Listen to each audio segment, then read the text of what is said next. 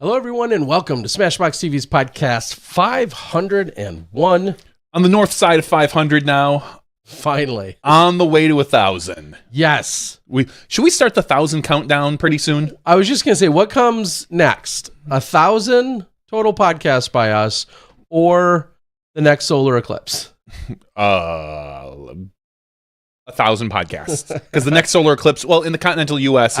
is like 20 years from now. So we've got a ways to go. Okay. Yeah. And isn't like South America? Who has one in later this year? Next year? I don't know. There's another one coming. I think Australia has one in like 2 or 3 years. All right. Right Start over. making your disc golf plans. Sure, make sure you why get not? yourselves over there. And we've survived whatever end of the world or rapture coming as well. Yeah, have you been having eye issues since you've stared at the eclipse like me? Yes, I've just, Okay. I can't spot the problem, though. Yeah, I don't know. And as far as the rapture, there's no proof that it didn't happen. Oh, that's true. We could be in hell or something right now. No, I'm just saying nobody got picked up. We're all miserable people. Okay, that's fair enough. That's someone looked down and went, yeah, maybe later. We'll pass. We'll pass. Maybe next eclipse. You'll be worth picking up. I don't know how that all works, but we're glad you guys are here. Assuming you've survived one or both of these natural phenomenons here. We're here for 501. As I said,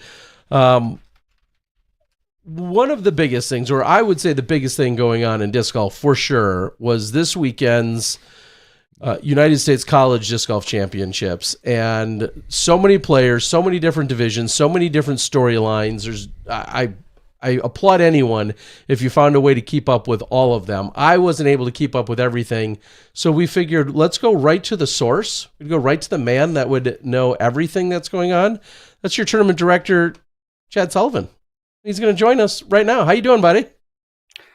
I'm doing good, gentlemen. Thanks for having me on tonight. Yeah, well, Our pleasure. thank you. And really, I think of just like every major TD, every Worlds and majors that takes place, and whether it's a U.S. championship or a world championship or a Disc Golf Pro Tour event, whatever, we're talking less than 48 hours or so from the event completing. You're upright. You're seemingly, still all mentally and physically there. How do you recover after hosting nearly 500 people and being in charge of all that?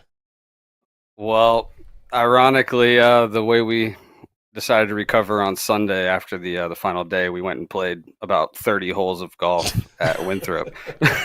Oh, okay. Fortunately, we had some golf carts. It made it easier, but yeah, we just wanted to take it easy and go play one of the hardest courses in the world. Yeah. But I mean, I suppose we all kind of get that way after watching for so long, and you get that itch again. Everybody does it, I can't count the number of times that after doing a broadcast, there was a night where I was like, is there time? Like, could I get out and you go out in the backyard and I putt for a little bit, and that usually cures it a little bit. But to be able to go and play Winthrop, I don't know, man. That's I think I would take that opportunity. Yeah, we had to do it. Watching those student athletes just take down the course all week, it was tough to not be able to grab the discs and go play a few of those holes. To be youthful again too, watching some of these youngsters run around and taking it all in. So let's back up a little bit before we get into all the details.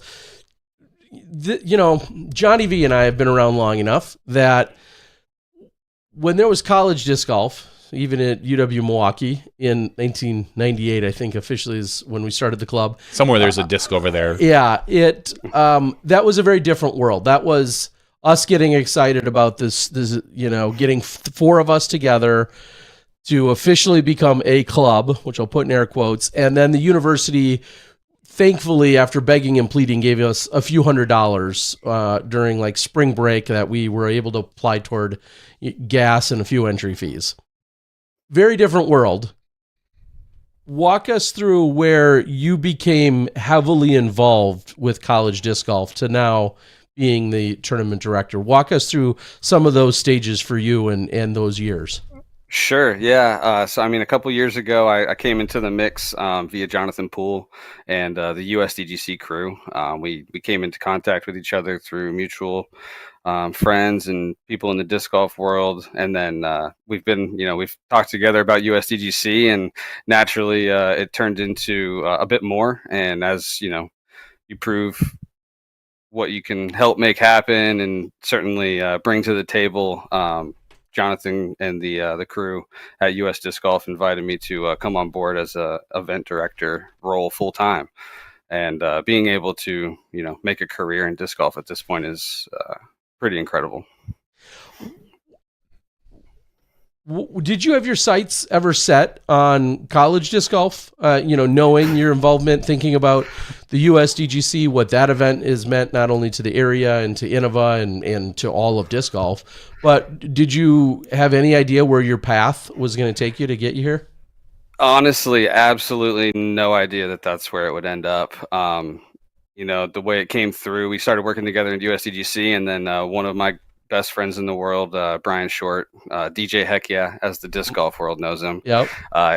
He went out to college disc golf national championship back in, I believe it was 2019, and it was at the IDGC. Mm-hmm. And he went out there, DJ'd, kind of hosted some fun evening activities and took it all in. He came back and he said, "That was incredible." I don't know how or why, but someday you're going to be running college disc golf, or at least a part of it. I don't remember exactly what he said, but he linked me and college disc golf together, and I said, "There's no chance that that doesn't sound like the thing that's going to bring me into disc golf at that time." And here we are. Just got done with a week-long major event. So explain to everyone some of the development, or what you know of the growth and development of college disc golf to where it is today. And what I'll quickly preface that by saying is, again, we had just these inklings of a couple of us getting together, and it was never taken very seriously. And then at a certain point, an explosion began. So insert like where you started getting some of those experiences. Sure. Yeah, I think so. Last year was my first actual experience with college disc golf and the national championship. Went up to North Cove in North Carolina to be part of the tournament team. Really, just to take it all in. I had helped with some admin work on the email end and things like that, getting the tournament ready. At the time, John Baker was really doing everything college disc golf. I mean, he was running the college disc golf and the membership portion. He's answering all the emails. He's TDing the national championship, which, coming off of just having done that, to have been juggling all of those balls at the same time, I can't even imagine. Hats off to him for doing it for so many years. Honestly, there's over 1,000 people aiming, questions and just anything really at you. And that's gotta be, overwhelming in the moments, but, all of that hard work got it to where it's at. And then, this past year, got offered the position to run the actual event as the event director, and I was all about it. As soon as being able to take it all in last year really was where the magic kind of became apparent to me. There's something about the school spirit and disc golf in general. We all know that it's just such a special sport. It brings everybody together, the community aspect, and then to be able to tap into that with team disc golf. There's something about team golf that just gets everybody fired up. You're playing for more than just yourself. You're playing for colors. There's the amateurism in play. They're not playing for big purses, and sponsors aren't putting up tens of thousands of dollars to get people excited for the event. It's just built in. You get Ohio State, Michigan walking around on the course together. It's just a vibe. You know what I mean? You feel it. Yeah. Now, explain the kind of the process for how people arrive here, who's there, how they got there, what that means versus others that aren't, and who's playing for what. Like, kind of explain. Sure. Give us your the breakdown of what people should be expecting, because it feels daunting. Honestly, it feels like a lot of things. It is and it isn't. Honestly, Okay. I think anybody who's involved in a disc golf at the community level knows the disc golf club journey, right? You just get a couple of people together that all have the best intentions of making the courses and the groups and setting up weeklies and just getting together to play disc golf. And honestly, that's exactly the same thing that happens at the college disc golf level. You get guys and girls on campus, off campus, that all are there to go to the same university, and you get disc golf involved, and it's the same organic, kind of process where it's like, all right, we're going to get together, we're going to have a Wednesday night league. And then once you get everybody playing together, then it's like, hey, let's get a team together. And the next level is just trying to spread the word on the availability of it. It's huge at this point. We just got done hosting 768 student athletes, in Rock Hill, South Carolina. But meanwhile, there's so many universities and colleges and schools that have no idea that college disc golf exists, and getting all those things linked together is going to be a really cool, moving into the future. What is it like for some to get involved? Let's just say you go to college, your school's not at all, at all involved with the college disc golf scene. What does that take? What is that? What are some of those steps? And dare I say, is everyone welcome? Is everyone eligible? Absolutely. Everybody is welcome to get into the college disc golf mix. The first thing I'd say is, anybody listening that knows a college student or even faculty, boosters, supporters, if you're an alumni of a university and you can reach out and say, hey, this is something that's available. Just send them straight to collegediscgolf.com. There's, an FAQ page that's got all of the basic questions. How do I start a club? There's an entire starter guide that John Baker and the team built out over the years, because they've done it.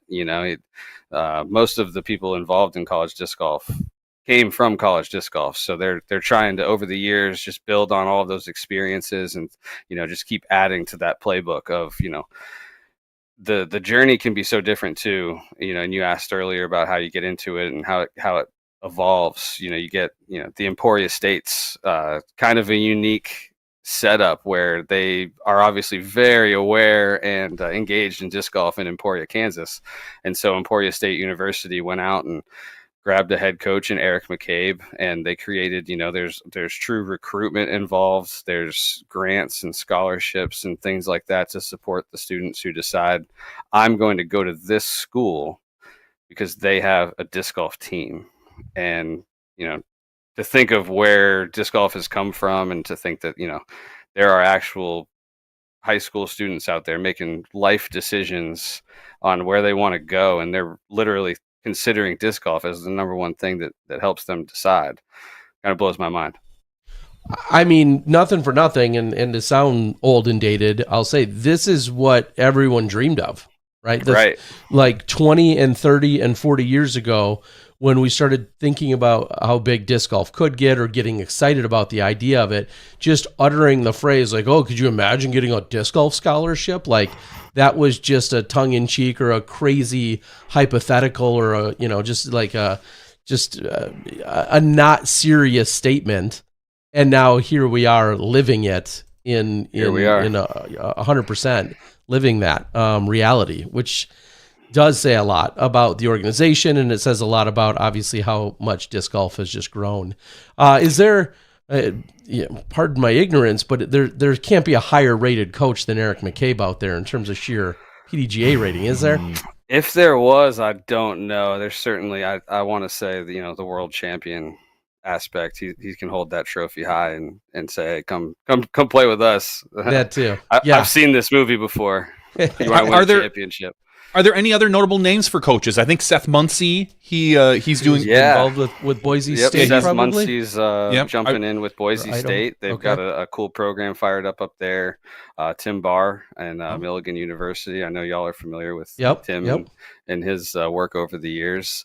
But there's tons and tons of support from the different manufacturers, the different universities and programs. You've got the professionals supporting the game. Paul Ulibarri, shout out to him. He went out of his way to come out and join the players at the player party.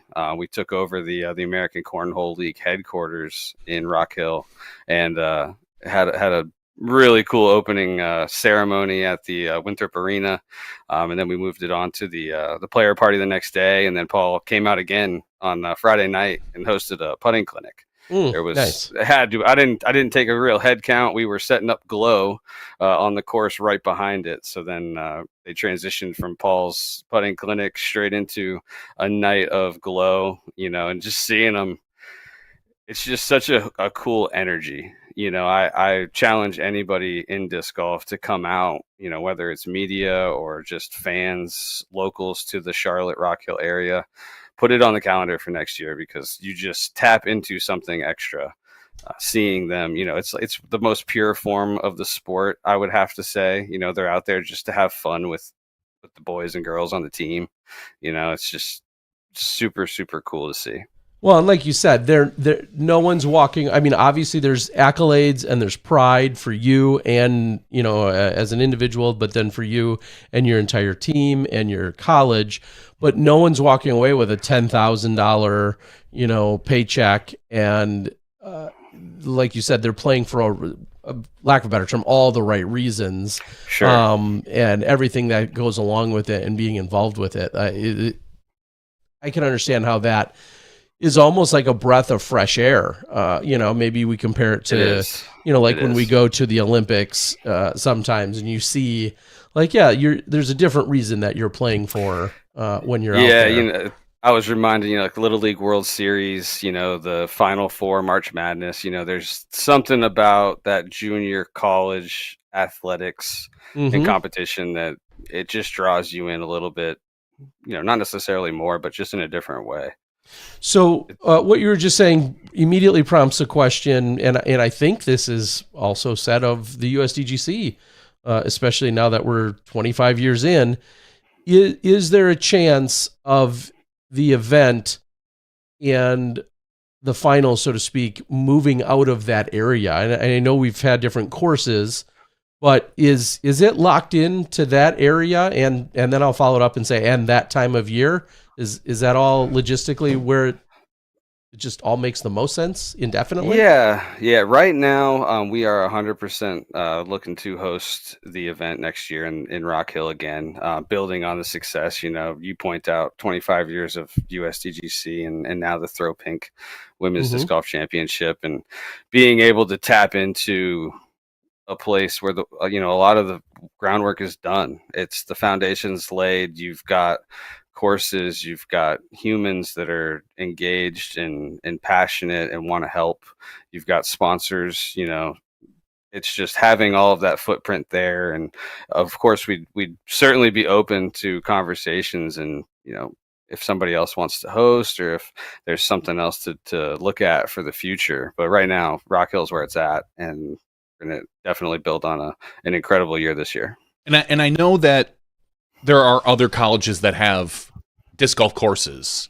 There's a handful that have them on campus, but that it feels right to have it on a college campus. It feels right to have everybody there. And I can't think of another college campus that has the quality of a course that Winthrop does. And I know there's a few out there throughout the country, but tough to beat. It would be really tough to beat. Yeah. Well, and so I'll follow that up with and say, is it that Winthrop specifically is looking to be an integral part of a final round, of a final weekend, because I know when you have that many competitors, you're talking about 800 of them, you have to be maneuvering and you have to be able to adjust and work with other properties and municipalities and nearby areas and courses. What is that? What are those conversations and that relationship like? Yeah, that's really where it was born from. Seeing the success that disc golf, celebrates every year in the fall with the USDGC and Throw Pink, and the university recognizes the opportunity to continue to be a home of disc golf. This was officially the first year that the college national championship was hosted at a college. So having it on a campus that's already part of history as far as the game goes, and then the city of Rock Hill, visit York County. As soon as this got floated to the idea of the community hosting this event, Jonathan had all the right people listening and their attention, and said, hey, let's do this. And here we are, and I don't think anybody wants to see it move away, especially in the near future. It's something that's was so cool to see come together this year, and being familiar with the property and everything, and just seeing it transform from what we know is Winthrop and the arena, and see that disc golf there in Rock Hill, and specifically at Winthrop, can be even more. That we had an entire 18-hole course go in at the former golf course right there. You're maybe familiar with the Gauntlet hole. That was a piece of that was used for the first hole of what was called Winthrop Meadows, and it hosted almost all the divisions in play, and it was an incredible course. It's staying there for the foreseeable future, and we were so excited to see all the other courses. Westminster Park, we had 18 holes out there, and we had Camp Canaan, which is, they're both a couple hundred yards away from each other on different sides of the Catawba River, which ironically is the same river that we just got done playing last year at North Cove. So wow, okay, something going on there. The universe is moving us down the river. Yeah, it really is. And I know this logistics are always a nightmare, but this is it's really 8 events is what I'm counting on the PDGA website. 8 X majors, which makes me wonder, because I think a lot of people wouldn't mind watching this live. We know, sure. I mean, we know Rock Hill has the capabilities now. I mean, we've been broadcasting there for almost 10 years, maybe more, off and on. What are the logistics, or what are the realistic odds that we're going to see this in a live capacity in the next year or so? I mean, I think that there's so many people. There's so many built-in fans to these people. I mean, you've got colleges, and again, we're disc golf. We're not the NC. We're not the Final Four. We're not pulling in a couple 100,000 viewers. But I'm sure there are people on these teams maybe that can't make the trip, that are fans, or that are parents that would love to see their kids that can't make the trip. And there is good post-production out there, so I want to give a shout out to that. But are we going to see this as a live event anytime soon? I would love to see it. I think, like you were saying, the team aspect in play here, the universities, the programs, all of these schools and universities have fans all over the country and all over the world. We had Canadian teams. We had a team from the United Kingdom join us this year. So what's the natural next one? Finland, Estonia, Sweden. Let's get those countries represented. Bring them out, fly them into Rock Hill, and do the thing. If live is on the docket for the future, I'm all about it. We'd love to talk about that. Well, let's follow that up and talk about what is produced or available, who some of the media partners are. I know you kind of just have a standing invite as well, but how did those conversations go as to who's covering what and where is it hosted, things of that nature? Yeah, it followed the PDGA major kind of competition guidelines. We had worked together, collaborated with our US disc golf team, the Innova disc golf team, and the PDGA. So we've got some awesome post-produced content on PDGA's YouTube channel. You can jump on there and see it. That was put together by the Gatekeeper and Ace Run Pro teams. They were on site all week.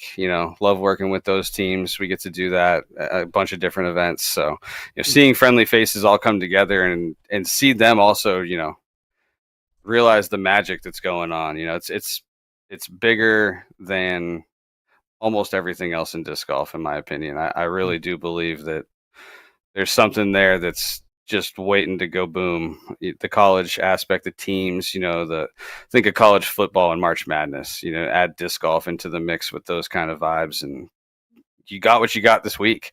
Go on the YouTube and watch the golf. It's crazy. You couldn't have written more perfect endings to some of the competition. Playoffs, 80-foot putts to take home the wins, and it's just unreal. It was unreal. Yeah, we'll definitely get into that in just a few seconds. I've already got some things queued up, and maybe this is just my ignorance. Division 1, Division 2, Division 3. How are those decided by the schools? Is that like because I know obviously here, University of Wisconsin, Madison, Division 1 football, Division 1 hockey, volleyball. How are they decided here at the collegiates? I would compare it. March Madness keeps coming up. I would certainly compare it to that. You go through the season. There's a regional qualifying process. It's very similar to the USDGC and throw pink qualifying method. It's regionals throughout the country. Each event has a designated amount of spots for D1 and D2. And once you play your way in, essentially, you got to go earn it. And then as you get farther into the season, D1 and D2 bids have been earned, and then the D3 division is just kind of a free-for-all. Think of it like a wide-open division. So if you didn't qualify for D1 or D2, or if your program has a bunch of players and you have more than just the 4 that it takes for the starting roster on teams, you can come down with another one. You had NC States and Emporia State. Liberty comes down with a literal tour bus full of disc golfing humans all wearing the same colors. It's super cool to see that. But it's an awesome, kind of finding its way. Honestly, we're going through. We're not afraid to try things. It's at the end of the day, we're certainly aware that we don't have all of the answers right away. Kind of trial and error, and it worked out really well this year. I think we're gonna go to the drawing board in the off season and kind of look at where we did things well, where things could be improved, and the team, anything led by Jonathan Poole is going to be doing it right. And along those lines, and I didn't give you anything to warn you about this or prep, but do you have any of the numbers for, we'll say, the team that brought the most competitors, and then I guess the follow up to that is, what is the female participation compared to, I was going to say MPO, FPO. I don't think it just breaks down in that capacity. So male to female, what are the numbers like? What do we see in college disc golf? Is it similar to like a 10% turnout and participation? It is. Is it much greater? Yeah, right now, I mean, it's right around that 10 to 15% mark. Okay. Yeah, we have things in place to kind of foster that along, in my opinion. The women's teams only needs 2 players to make a team versus the 4 it takes for it is the mixed division officially, but D1, D2, and D3. And then also we offer an individual women's competition division. So the men's side or the mixed side, you can't just come down and represent your school individually in that way. But for the women's, we offer that for, obvious reasons. We don't want to beholden you to find a 4-person team just to get yourself down here with your school colors on to compete. And seeing some of the women take advantage of that is really cool. And I do think that that's going to help grow the division into the future. Yeah, you always wonder where some of these numbers and their participation really starts. And I feel like at the college level, what a great chance for us to break through to get past that kind of standard number of 10, 8, 10, 15%. As early as possible for us to find a way to get past those numbers and whatever we can do to continue to recruit and encourage more women to come participate. Do you know the school that ultimately brought the most amount of people in raw numbers of participants? Liberty, it's not even close. Yeah, okay. The program that Coach Steve Bowman has built over there is absolutely unreal. The support that they have locally at the university, like I was saying earlier, they literally roll up in buses and they just keep coming out. And, you get, it's just person after person. I want to say they had somewhere around 30 people down here representing the school. They had 3 teams in D3, and they had They had a team in D1, D2, D3, had 2 or 3 teams. I believe it was 3. And then the women's side of the field was represented with Liberty colors. They ended up taking it down in the team side. So they're extremely well represented. And I encourage anybody interested in your earlier questions on how do you get this thing going, reach out to Steve at Liberty, and he'll give you some cheat codes for sure. That's awesome to see. I feel like it was maybe a Liberty women's team I filmed and watched win 3, 4, 5 years ago, whenever it was, when I was at the IDGC. Are there any surprises, even as I look at a few of the top finishers as Johnny is going through a couple of the results? Any Cinderella stories? I mean, we're not in March anymore. We're in April, but we just finished up with March Madness. Was there any team that surprised everybody this year, like came out of nowhere to play better than they were expected, we'll say? I would say Benji Zorn. He took down the D1 individual side of the event. It was an electric final round for him. We did a final 9 around the lake. So if you're familiar with the loop they played for the Legends Skins match last year, creates this perfect loop of holes that are just iconic. It touches the lake bamboo hole 17 from USDGC. That was hole 14 for the week, and 18. That whole stretch coming down and seeing what he was able to lay down. I believe he was on 3rd card and he put down a heater. He was 3 or 4 under par in that final 9 to get into the clubhouse, and he watched the lead card come down the fairway on 18 with. Actually, he did not watch. I will definitely say that he was at the first tee box. I do believe when I was walking by in the Madness, all the people spectating and everything, I saw him over there just getting his mind right, getting ready for a possible playoff, and they didn't end up catching him. He came over, and I mean, he cut. It's out on social media for sure. He probably cut the best disc golf speech I've ever heard. He kept receipts for some things. He had inspiration throughout, the season, came down and threw down some super good disc golf to take home a title. Sweet. Yeah. And Benjamin Zorn from Ferris State University. Yeah, that's right. Yeah. Ferris State shouted him out on their social channels, which, seeing that's where it gets that validation that I do think that we as disc golfers seek out whenever we can find it, right? We go out and pour our heart and soul into this sport, and at the end of the day, there's not a whole bunch of people that are clamoring to see, oh wow, disc golf, congratulations on doing that. And it's the disc golf community looking for those people that are like, man, this actually is really cool. This is a special sport, and being able to get it into the eyeballs of an entire university in Ferris State, and they turn around, they'll see him on campus and hopefully give him some shout outs. Yeah, I mean, we can talk a little bit about the results. We'll talk about the D1 singles, as you said. Benjamin Zorn, who was only, I don't say only, but throw out in quotes right now, rated 971, beats out Ilkin Groh and Benjamin Wagner, both 1,000+ rated players. And Terry, you're familiar with Ilkin from, I believe, U.S. Amateurs, correct? Yeah, U.S. AMs and AM Worlds. And AM Worlds, where he was taking care of business, or Junior Worlds and whatnot over the last couple of years. So no surprise to see that name there. Yeah, tied for 4th place, Clemson and Oklahoma Baptist University, Shane McCullen and James Owens. I never know if I should just rattle off the name or the name and the school, because it's a team event. I mean, this is the singles event, but they are part of a team. So 6th place, Nathan Hogg from Virginia Tech, tied for 3-way tie for 7th place. We got Jack Lang from UNC Charlotte, Ethan Darby from Taylor University, and Zachary Crawford from Mississippi State. So some really awesome just play in general. Like you said, winning by 1 stroke. I can only imagine the nerves he had to be feeling there sitting on that hole 1, because most of us know Winthrop inside and out, and just it's got to be an amazing feeling to be able to take that down for singles.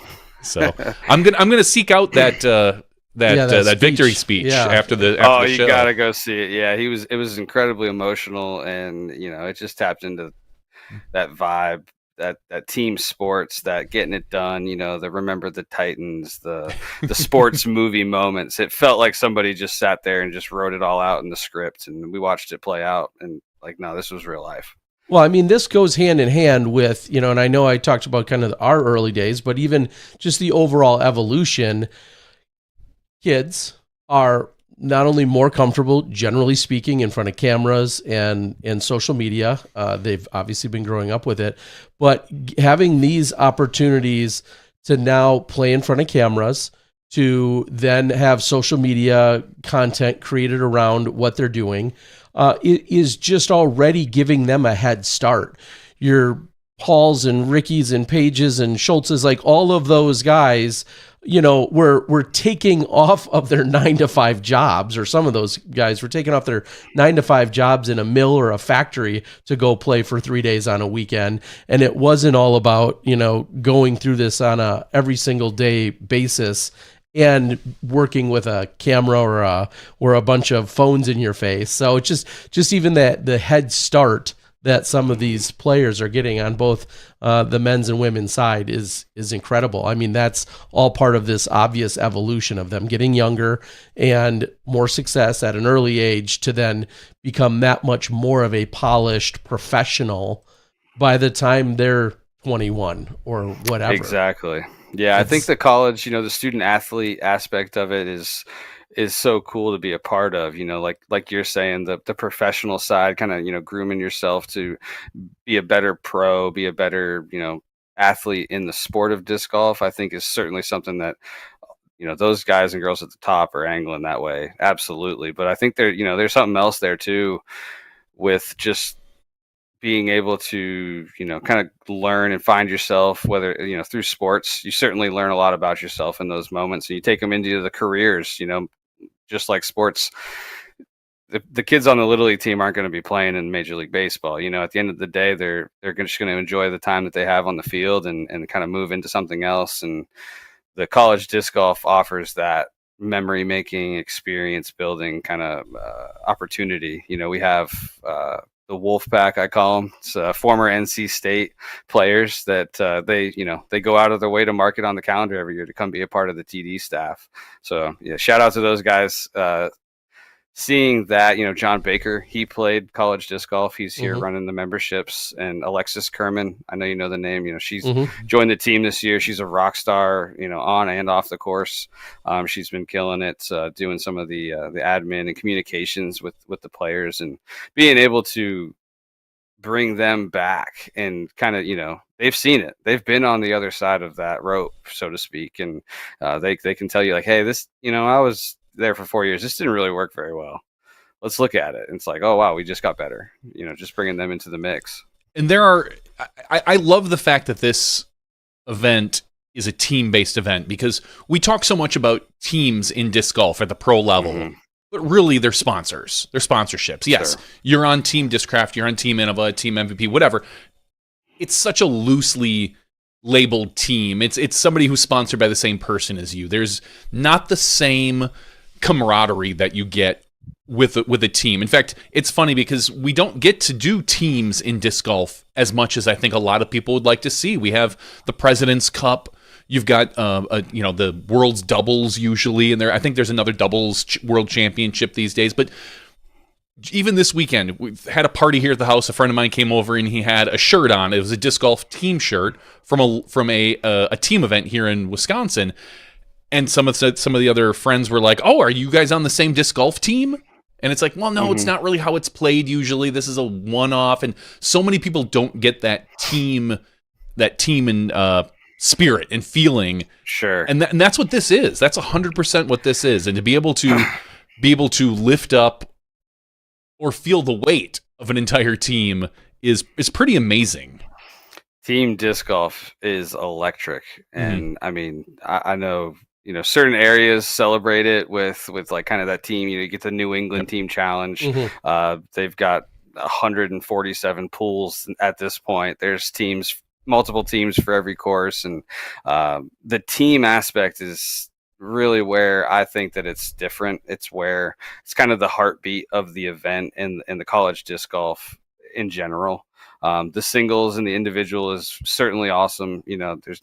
Golf's an individual sport at the end of the day. It's how it's you against the course, right? But when you turn that around and you say, hey, no, the course is there, but it's you against them, and you're wearing orange, they're wearing purple, and there's a whole bunch of people back home at school that are cheering y'all on, and you're representing something bigger.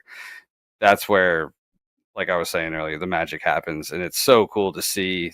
It's something that I think that really can grow outside college disc golf too. Like you were saying, there's got to be some team disc golf, opportunities out there for somebody to bring up, whether it's an event with, different divisions or whatever. I think team disc golf is untapped at the end of the day. I think that would be an awesome place for the sport to go. Yeah, I agree. And we can talk a little bit about the team championship here, the 2024 Collegiate National. It's a D1 team. An exciting, really exciting event in finish. We saw UNC Charlotte and University of Cincinnati go into a playoff. Unreal. Can you unreal. Break down a little bit exactly what or how it went? I've got a little video here, so I'll play it when we're ready to go. Awesome. But go ahead and break down how it's going. Yeah, I'll try to set the stage on this one. I was watching the scoreboards like everybody else. They had, I believe it was a 4-shot lead going into the final round. UNC Charlotte had kind of been just torching the course. They were the number 1 ranked team going into it. They brought an undefeated season. I think they were 7 or 8-0 in the tournaments that they played and competed at. So they came in with targets on their back, no doubt about it. All those other teams were looking at them, just kind of licking their chops, hoping they could take down the big dogs. And they went out there on that final round and got caught. The NC State was chasing them down. You had Cincinnati, the defending champions. They've been there. They've done it. So that came into play immediately. That it's like, hey, we've done this. Like, they're scared. We've done this. We've hoisted the trophy. It came down to literally the last hole.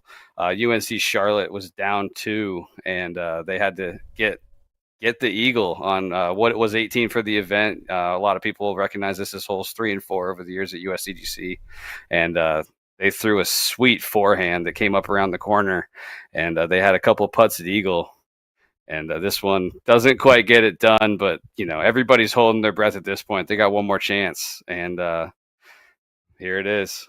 Let's watch it.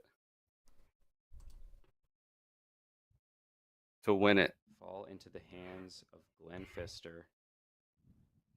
Call this a 70-footer. For eagle. I can't imagine the pressure he's feeling. You could feel it there. It was crazy. You could cut that tension for sure. He's dreamed of this moment here many times, I'm sure.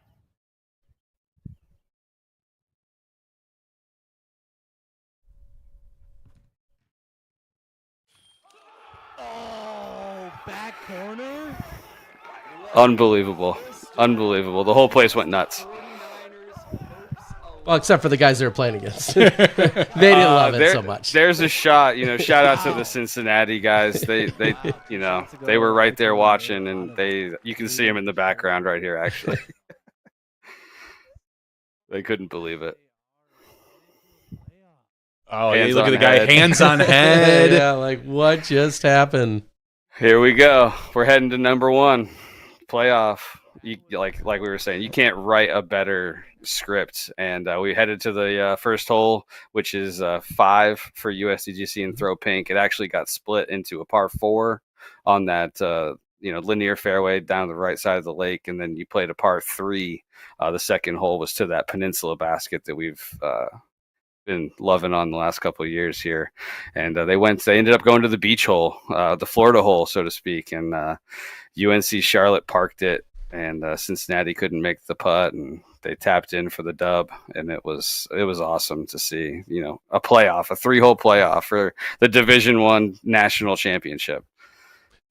I just think about that moment. I mean, we talked about it a little bit with like the holy shot back in the day, but every disc golfer who's ever played has had that kind of dream in the back of your head. You're down by 1, you need this to tie, or you're tied and you need this to win. It's a 70-footer, or if you're in James Conrad, it's 247 or whatever that number is. And with this, as we said, every other instance, it's solo. It's not very often you get to really have that dream as a disc golfer to carry your team. Like, that's just not something we get to do. It's always that solo feeling, like you've beat the other guy. But here, not only did you beat the other guys, or women in this case, or men in this case, and women in other cases, you carried your team. Like Sure. I got a little bit of goosebumps when you saw the rest of his team rush him, because that's Absolutely. normally a solo kind of feeling, and that we've always seen. We've seen a lot of people hit big putts for ties and wins, but you rarely see the rush of other people come at you like that when you hit that. Absolutely wild to watch, and they do, for the teams, they do an alternate shot doubles format, which is pretty unique. I haven't seen it really anywhere else except for college disc golf, but it creates these pairs of shots, and you saw it there. The first UNC Charlotte guy, he didn't make it, and he probably had the whole entire tournament on his shoulders in that moment. He's like, oh man, I didn't get it done. I let these guys down. And then you just get a second try, like who doesn't love the idea, player B, right? Yeah, exactly. They're really good. Player B is awesome. And we got to watch player B for UNC Charlotte step up there and just can the putt. And I mean, the place went nuts. It was so cool, to hear it, the roar, being right there and hearing it echo. It was just storybook, it echoed through the trees there of that iconic green. And then I can't even imagine across the lake. It had to have been so loud, kind of Augusta, Masters kind of vibe. So we talked earlier about, I brought up the professionalism, the steps in which, these players are growing up and becoming pros and furthering their lives and their careers. But at the end of the day, there's also 800 college students. Not that we're trying to highlight any unsavory behavior, but they've got to be having some fun out there too, right? Like, what are some of the other activities in which we find these college kids out there having a good time? Honestly, it was disc golf everywhere. Like that was my I'm sure there were some shenanigans. At the end of the day, I would say more than half the field was over the age of 21. Yeah, Terry, you and I've been to Rock Hill a few times. I'm only guessing. We've been known to find trouble. They're going 6 wide in hotel rooms and doing the thing. We've all been there. Yep. Those are fond memories for a lot of people, and I think the coolest part was honestly coming in and out of the properties at Winthrop and Westminster after the tee times were done.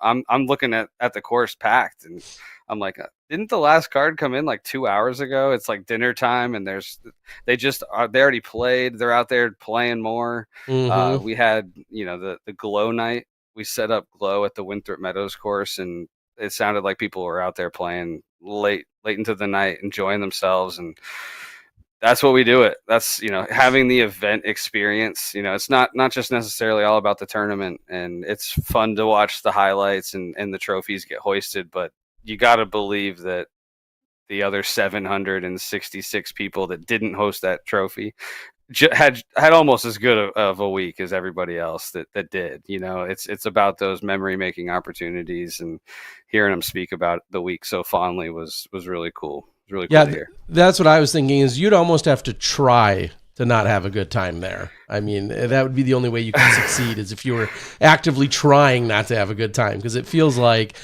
just heaven, at that age, being 100%. Able to travel and play, to see all these other people from it's like all a over second the country. Spring break. Yeah, exactly. And that's really why I talked is. about the timing of it, is just how it brings all these people together, some of which they've seen in years past, some of which they'll go then see at an AM Worlds or on a tour or at some other big event, somewhere else in the country as well for some of these competitors. That's got to be incredible. For someone that's maybe listening and wondering, well, how does this all work? I know we've got the FAQ out on the page and there's some details there, but if you had to guess, what does the typical out-of-pocket expense look like for most of these competitors? What would you say, they're all selling candy bars to raise $500, or are a lot of them funded? How does that work typically? Yeah, a lot of the programs have tapped into the grants and funds available at the school level. We're college disc golf lives in the kind of the intramural student activities side of most of the universities. Some of them, like we were saying earlier, Emporia State has built an actual recognized athletic program in their athletic department. And seeing that, like at Liberty and Milligan and some of these other schools that are kind of taking it up a notch. But the rest of them are going out there and doing it. They're earning it. They're having fundraisers. They're hosting, flex starts, and they're doing C-tier fundraiser events and things like that to get out there, and I'm sure it's the most affordable major that I'm aware of at $125 a piece, I believe it was. So some of those other majors are getting in $200, $300, $400 entry fees, and being able to offer that for, just go out there and raise a couple bucks and get some sponsors, seeing some of the teams talk about how they do it. Some of them, one of the cooler programs I heard somebody come up with was each team member was given like 12 envelopes with a letter to send to people in their lives that could support the team.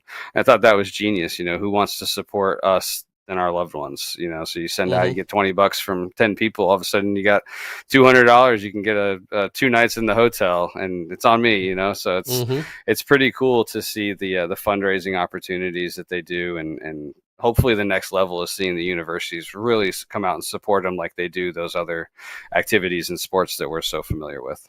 Yeah, and this is obviously another level. Like you said, it might not be as recognized as some of the really big sports at a particular university, but this is clearly organized. It's clearly dedicated.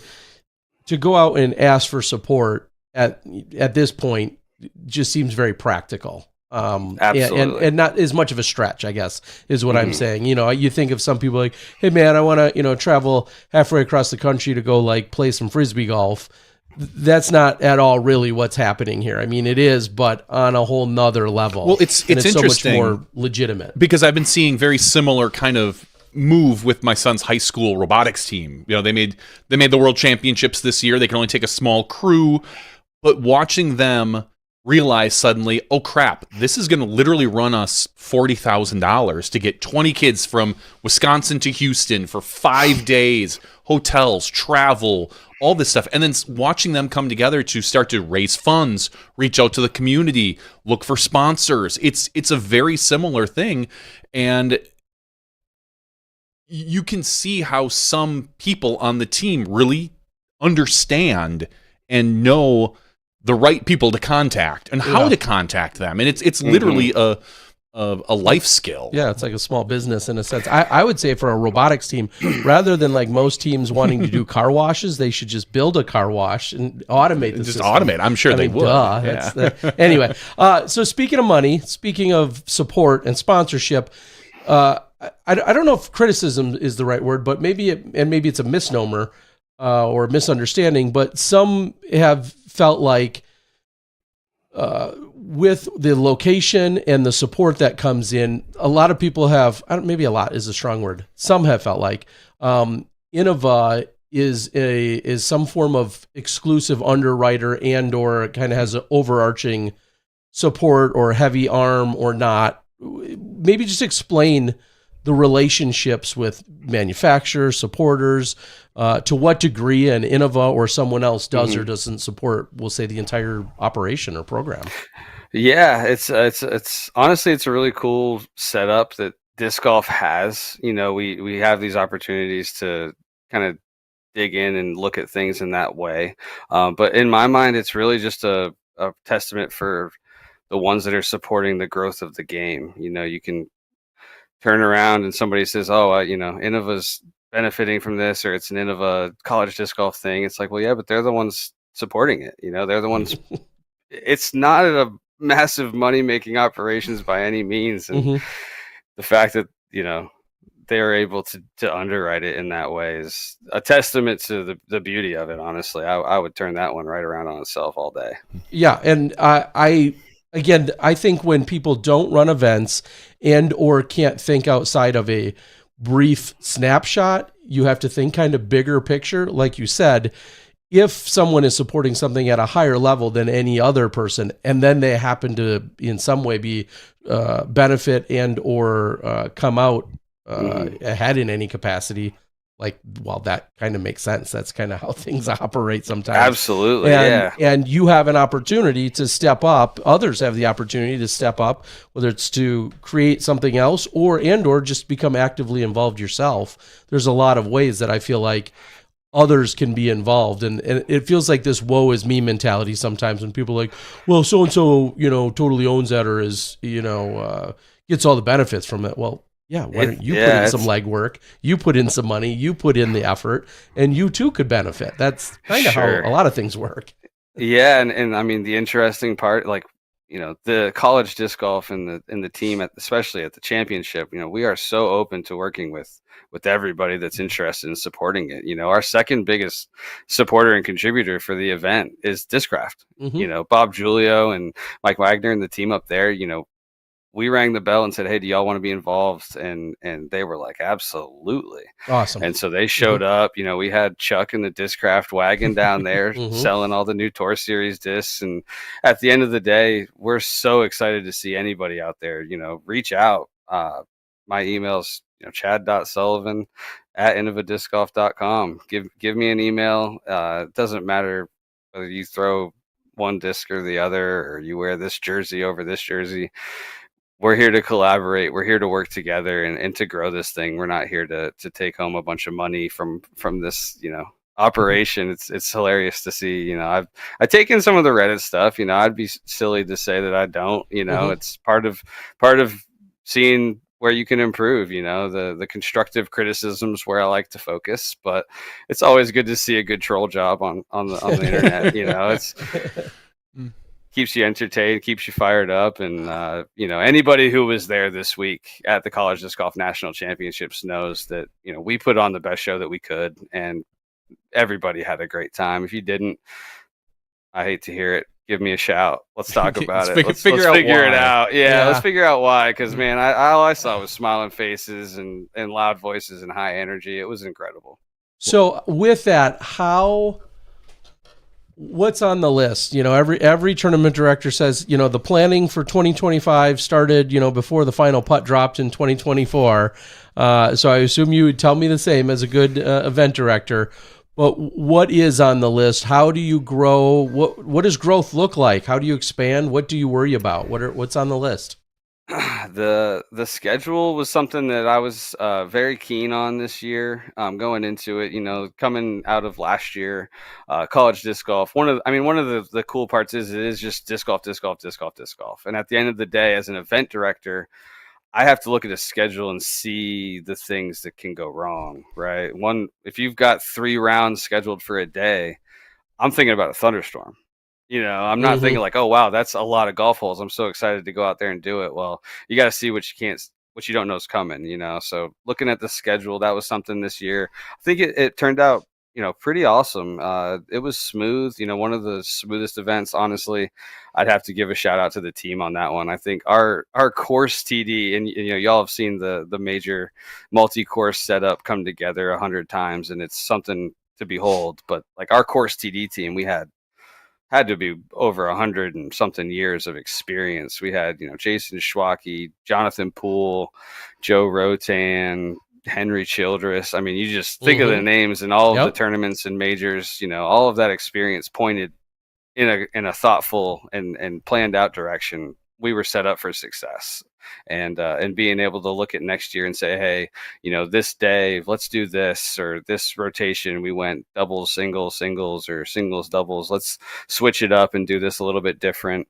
I have a notepad in my phone that's already deep, something didn't go perfect. I'd do my very best to jump on the phone and write a note, just don't forget while it's fresh. And hopefully we'll go through here and have some meetings and just continue to try and elevate the experience. Is there a cap? Is there a number cap that you're really like, here's the hard set number of just participants I think we can feasibly host? For sure. And I think, that was one of the big hurdles this year, bringing it to Rock Hill. We had to create venues. We had the Winthrop course. We've got all kinds of experience, but the reality is we've never hosted a disc golf event at Winthrop in the spring.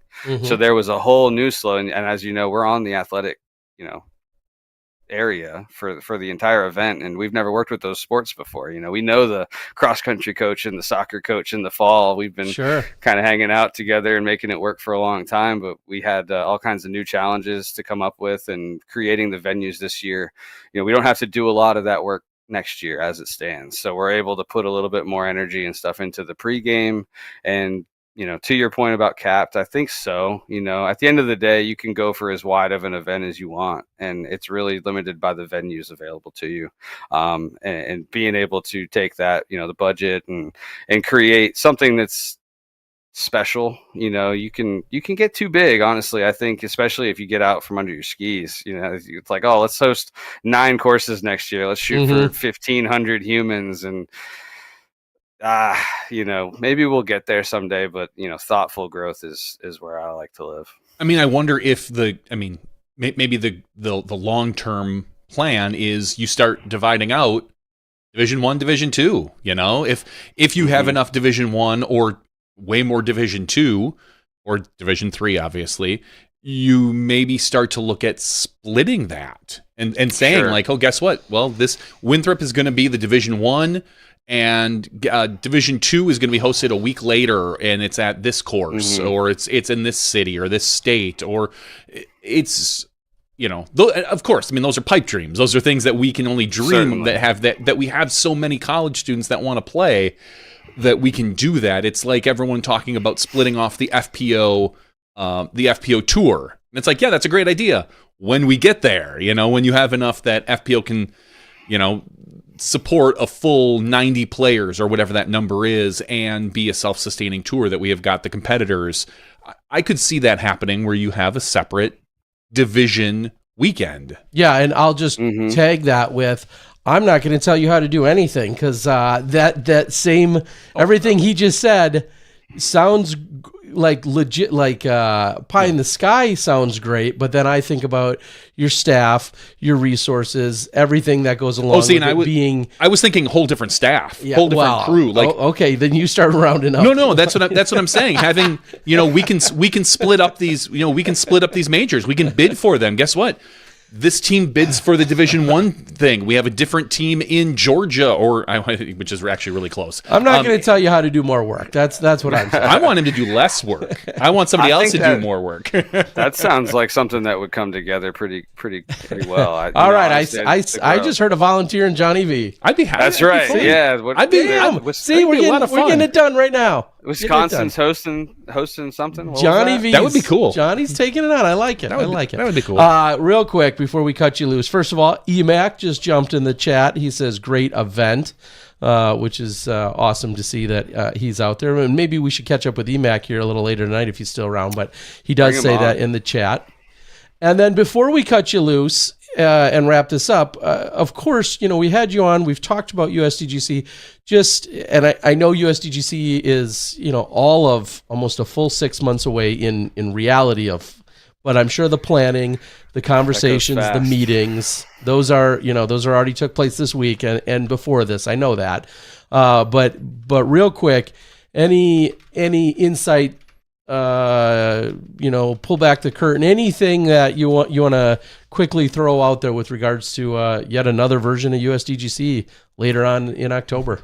We're so excited to keep the train rolling towards the fall. Hosted majors and successful ones at that. And Rock Hill is what we do at this point. And I don't have anything special to drop on here. No exclusives, but there's a lot going on, and it's going to be special. I think year 25 is behind us, and 26 is going to be something cool.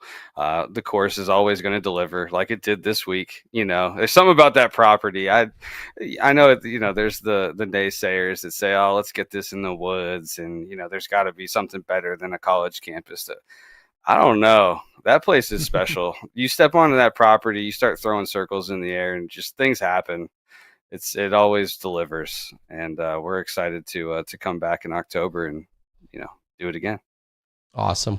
Well, with that, any parting shots, any final words, anything you'd like to say? Once we cut you loose, we'll read through a few more of the champions and whatnot, and a few more of the results. But before we do that, anything else you want to say before we let you go tonight? I have to shout out, there's no way we'll hit everybody that deserves a moment of recognition for the week that just happened. The teams, the players, they came out, they brought the energy, they showed up, they played, they had a blast.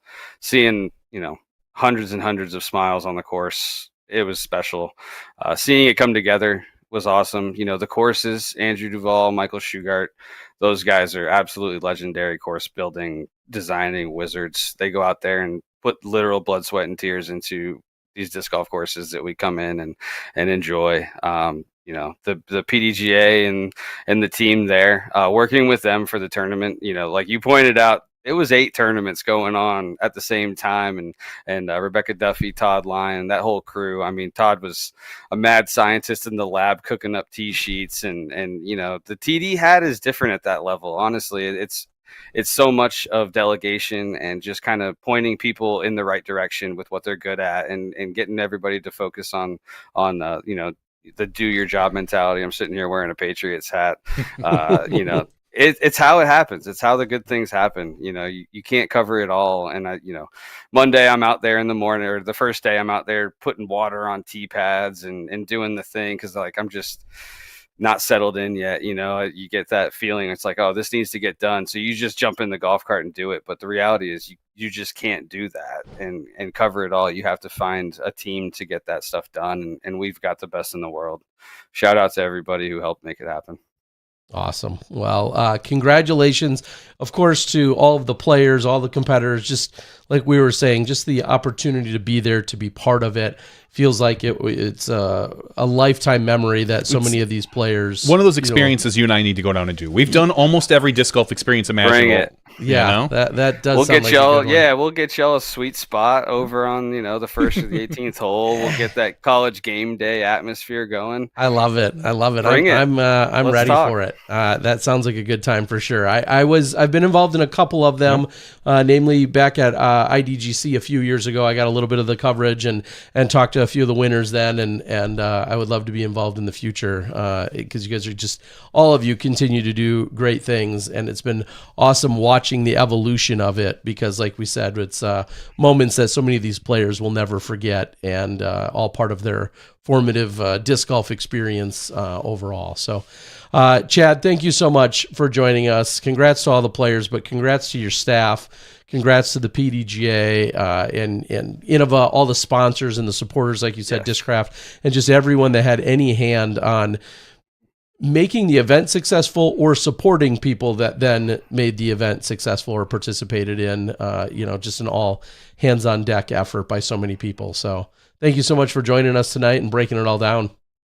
You're welcome. Thank you as all. Have a good night. All right. Have a Thanks good a lot, night. Chad. Take care. See ya. Good night.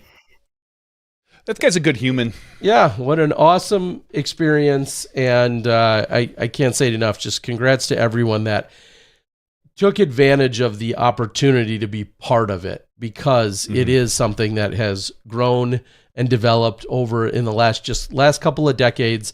And I'll be the first to admit, I remember not rolling my eyes, but more of sighing of like, wow, that seems like a tall task. And thank God people like, your Pete Mays and your John Bakers and like all of those people didn't just sigh or refuse to take it on. They did take it on, and hundreds and dozens of others, and have continued to, have some part in growing and elevating it to where it is today. And so congrats to all of them. And it's obviously only going to get bigger and better as we move forward. And we've had EMAC on the show, and I've been there at Emporia State, and as a testament to how serious disc golf is becoming, and with the Yulee scholarship and foundation that they're doing, and just things of that nature, it's just incredible that we have all of these things that are truly unfolding in our lifetime, because we didn't necessarily think that this would. Are be you saying practical. we're old? I'm saying you're old. I I'm older than you now. All right, let's talk about some of the other results for the Collegiate National Championships. We'll finish up with the D1 teams. As we said, UNC Charlotte with that awesome come from behind win with the big putt. Second place, University of Cincinnati. Third place, always the bridesmaid in almost every sport, NC State, who took basically, they missed the Final Four in March Madness. They made the Final Four and missed the championship game. So they were in third place, basically, for the Final Four. They're in third place here. We got fourth place, Ferris State, which I cannot read without thinking of Ferris Bueller, no matter how hard I try. I don't blame you. Fifth place, Emporia State University. Congratulations, EMAC and your team. Sixth place, Texas A&M. Three-way tie for seventh between Liberty, the Ohio State University, and Oklahoma Christian. So that is basically your top 10 for the D1 team event. We'll quickly walk over to the D1 women's now. Singles. This is the singles event. Kelly White takes this down, shooting a 4 under par, best from UNCX, besting Genesis Beck from NC State Luna Wolves, who shot a 3 under. So looking at the round ratings, it looks like she shot a 908 rated round, which was 60 points higher than what she is rated. Dang. To win. So congratulations, Kelly White. Third place, Atlanta. I'm going to go with Krieger. Could be Kruger. Sorry. From Emporia State, the ladies black. Fourth place, a three-way tie between Julia DiMartino from Liberty, Taylor Chosick from University of Oregon, Haley Bunnell from Illinois State University. So that rounds out your top 5 in the D1 women's singles. And then we'll talk about the D1 women's team event. Liberty takes it down, as I think we talked about, a 2-person team here. They shot 12 under, besting Clemson by 2 strokes. Third place, Emporia State University Black. Fourth place, Milligan University. Fifth place, NC State Luna Wolves. So that's your D1 women's team. Terry, should we go through? Should we finish up? Should we go through D2 singles and team? We can do some of that real quick, I think. Let me just open up these to make sure. Give us the top 3 in each. I'll give you the top 3 in podium each. finishers. All right, podium finishers. D2 singles. You've got Grayson Lifto from Liberty, Justin Durham from Texas Tech B, and Jake Rice from UNC Charlotte B. Going over to the D2 team, you have UNC A winning this one over... that one, oh my God, this one came down to a tie as well. They both shot 28, so obviously UNC in a playoff over University of Dayton. And in a tie for third place between UNC Charlotte and Iowa State University. And we'll quickly go over to the D3, the singles. Will Hewitt from UNC Charlotte wins by a single stroke. God, so many close battles here. I love it. Over Graham Clausen from Liberty. Tie for third place between Colby Sheffers from UNC and Ian Rankin from Liberty. So Liberty did, man. They showed out. That's for sure. And then finally, the D3 team championship. Liberty takes this one over NC State by quite a few, 11 strokes. So congratulations to Liberty. In third place, UNC Charlotte. Dang. Yeah, that's first of all, it's quite a mouthful. Second of all, well deserved. That's a lot of work to get put into that stuff. Awesome. Well, again, congratulations. It may sound cliche, but like just being there sounds like you won in some degree. And it is very cool to see as the growth and development of the collegiate disc golf scene continues to expand and show out, as you say. So love it. All right. Excuse me. Other things going on in terms of golf this weekend. We've got a couple other A-tiers that were taking place, and I think Johnny is pulling up. Yeah. So we'll quickly read through them. I feel like of all the A-tiers, this one that we're about to cover definitely had the most shine in the sense that that's where it felt like our players, if they didn't take the weekend off, this is where a lot of our upper echelon players found themselves heading to. which makes perfect sense. Obviously, a very highly regarded course that has continued to win over the hearts of a lot of players and a lot of fans and of all different skill levels in the last few years, and has been highly talked about and anticipated. And so go ahead, Johnny. What do we got? The 6th annual Pimon Ridge Retreat presented by MVP Disc Sports. This is from Greenbrier, Arkansas. Tournament director, Steve Jones. All right, let's talk about the MPO. As you said, this one, if you played this weekend, odds are, as a pro, you played here. Jeremy Colling wins this for his first A-tier win in 6 years. So congratulations to Jeremy Colling, shooting a 1040, 1038, and rocking it in the last round with a 1061. Takes home $1,565. Besting Drew Gibson by 2 strokes. In 3rd place was Raven Newsom. 4th place, Nicholas Antala. 5th place, Luke Sampson. So congratulations to your top 5 players. Over on the FPO side, not a shock, Kristen Tatar wins by 5 strokes over Owen Scoggins.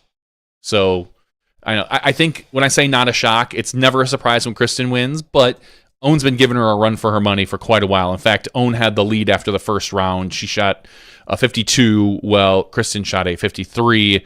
And then it was tied after the second round when Kristen shot a 49 and Owen shot a 50. But then it comes down to the third round, and Kristen Tatar shoots a 986 over Owen's 940 rated round. So that is how your FPO topped out. In 3rd place was Maria Oliva. In 4th place, Lisa Fakis. And a tie for 5th place between Rebecca Cox and Kona Star Montgomery. So probably one of the first times Kona's cashed in at a bigger event in, I would say, quite a while. So she's on the comeback, it feels like, after her medical issues. She shot a 970, a 951, and then a 921. Kona's currently rated, I feel it's low for her, but everything accepted. She's only rated 922. So to see those 970s and 950s come out has got to feel good for her. So congratulations to everyone who cashed, but congratulations to Kona out there. And I saw a lot of the players take in this event, as well as the Eclipse. You could, if you watched your social media, you saw almost all these players kind of take a little time. This is right on the way, obviously, to Jonesboro. It's real nearby, which is why this one made a lot of sense. There is another event we can talk about real quick, the 29th Annual Texas State Disc Golf Championships. And you're like, what? No, John, you talked about that last week. What? Huh? I'm confused. Yeah, well, I know, Terry. This is actually the Masters division. Oh. Winning this one, our good friend, Dutch Napier, besting Travis Powell, Patrick Blazik. Patrick's a name we don't say much these days because he's in the Masters field, but just a great player. Tied with Patrick, Jeremy Mount, and running out your top 5, Austin McNabb. And in your FP40 division, Juliana Korver by like 18 strokes over Jenny Umstead. Congratulations to JK, taking home $607. In the MP50, Jay Redding winning this one. In the FP50, Rochelle Browning. So that is your Texas State's Disc Golf Championships for the Masters and above division. The old people. Our folk, yeah. Some of these people are younger than us. When we say old, we mean it lovingly, because we with them. We with them, yeah. Like I said, some of these MP40s, younger than us. Yeah. Yeah. So, yeah, congrats to all of them. It was interesting, I just think, generically to say, after such a stretch of courses, but also more so a stretch of back-to-back-to-back events, especially from the FPO field, it was interesting to see some taking the weekend off as opposed to those that didn't. And 2 of those that come to mind, of course, are your top 2 finishers in FPO. When you think about the women who, I say this professionally and lovingly, the women who don't need the money as much, being Kristen and Owen, who are 2 of our most successful money earners, they chose to still compete this weekend. And Which I think that to finish the point though, yes, that says a lot about getting to the property and participating in the hype that is the property, because it is so highly regarded, understandably. But at the same time, when you talk about rest and recovery, Own is the number one person on the top of your mind in the FPO field when those phrases get thrown out. Own electing to still play this weekend, and Kristen obviously wanting to play as well. And I'm not second guessing or challenging them on doing so. I think it's just of note. And I know Kristen, one of her posts, even maybe today or yesterday, talked about the stretch that she's been on, her and Silver have been on in terms of playing consecutive weekends. How I think she said she's looking at 3 more weekends and then a much needed break, in which after Champions Cup, I'm guessing right away on Monday, which is actually quite perfect to be in Peoria, and then to look to have an international flight, likely out of Chicago, out of O'Hare, probably on Monday, to get out of town, to go back home and rest and recover. So, pushing through and wanting to see the property and then playing another event, a competitive event. I get all that. And that's kind of where I was going to say, especially with our overseas competitors, because you see, like I said, Nicholas, who doesn't clearly probably need to play if he doesn't want to, getting as much golf time in here while you're in the U.S., filling your calendar makes some sense. Because if you are going to take a multi-week break, for Own, I don't necessarily know if it makes sense. I don't know if it doesn't make sense for Own. I always feel like if there's money to be won, Own's going to show up. I think she is just a competitive human being that wants to win and wants to play. And if she's on the road, I get the feeling that she's kind of like, well, why wouldn't I play? So that's how I feel about Own, her mentality. Both of them, as you said, could take the week off and no one would judge them, and and everyone would just be like, oh, that's a good idea to rest up. I don't know if it's in them right now.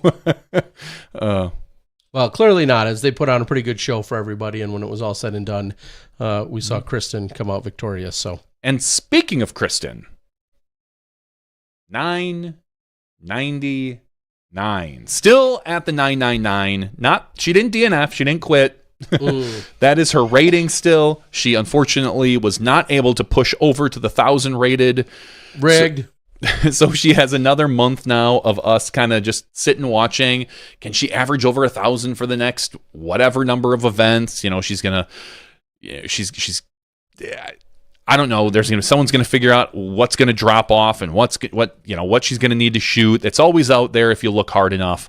But ultimately, Kristen still 999. Own Scoggins, I think, jumped like 5 or 6 ratings points. It was kind of ridiculous.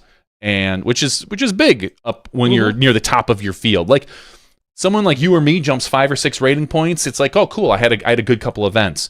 When you're playing that consistently and you're playing at the top of your field, it's just not usually something you see. You're not going to see probably Anthony Barella jump 5 ratings points or Kelvin Heimberg or anyone near the top of the MPO field go from like a 940 to a 945 usually. But to see Own jump 5 or 6 points, amazing. It just shows how well she's been playing over the last month or two. So congratulations to Own Scoggins. Yeah, speaking of which, I was just thinking about, I did see a post earlier today, Gannon Burr talking about getting to his highest rating ever at 1049. And with that, I was curious as to what he needed to get there. And that was 3 points for Gannon Burr to get to 1049 in today's rating. Whatever, bro. Call me when you're 1050. Yeah, I don't even want to hear it until then. Like, are you even good? Stuff. Okay, yeah. Gannon surprisingly not playing anywhere this weekend. And I'll say that. It's probably because Alden's not. I'm just saying, like, he's one of those guys who you feel like right now, because he's younger with a lot of the younger crew he rolls with, I feel like least likely to take a weekend off. And I'm glad he did. So I think he was actually home back in Iowa for the weekend. But did he have a dental procedure? Or am I thinking of someone else? I know Jessica Weiss is trying to have one. Yeah, you'd think I'd keep all this stuff straight. I don't know how you keep everyone's dental. Some of them are more public than others. I know. Some secrets I shouldn't be sharing. But I know Jessica Weeks. Maybe I'm sure the chat knows somewhere. But let me know when you start getting the MP40's colonoscopy schedules. Okay, so please. Actually, last weekend. Oh geez! Oh no! I was kidding. So and so pulled out in the middle of hole 9. I don't know. No. Excuse me. I just murdered Terry with that one. All right. Anyway, good stuff. So that's what we saw. I think talk about. Clearly, when we're putting a tour together, they're putting the tour together. Johnny and I don't do anything. When people are putting tours together and tour opportunities together, hitting in between 2 stops is first and foremost the most logical thing you can do. But then when you happen to be near the Eclipse and somewhere in that just general vicinity on top of it, you're really, a lot of things, pardon the pun, are really aligning at that point. Some player obviously in Jonesboro, we saw some guys having fun with it yesterday. Ezra Aderhold, along with who was it that was posting with him? Connor O'Reilly were throwing a hole wearing their glasses, and they were trying to throw onto the island wearing their solar eclipse glasses, which are more or less a blindfold for everyone that has seen put those them. on as I did yesterday.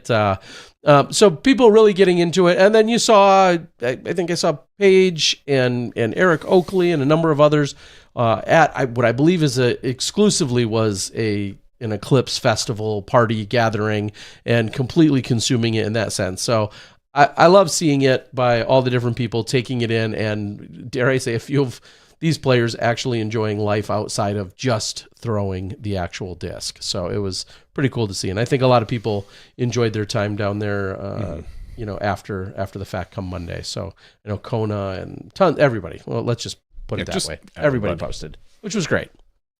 Good to see. All right, we'll talk a little bit about some PDGA news.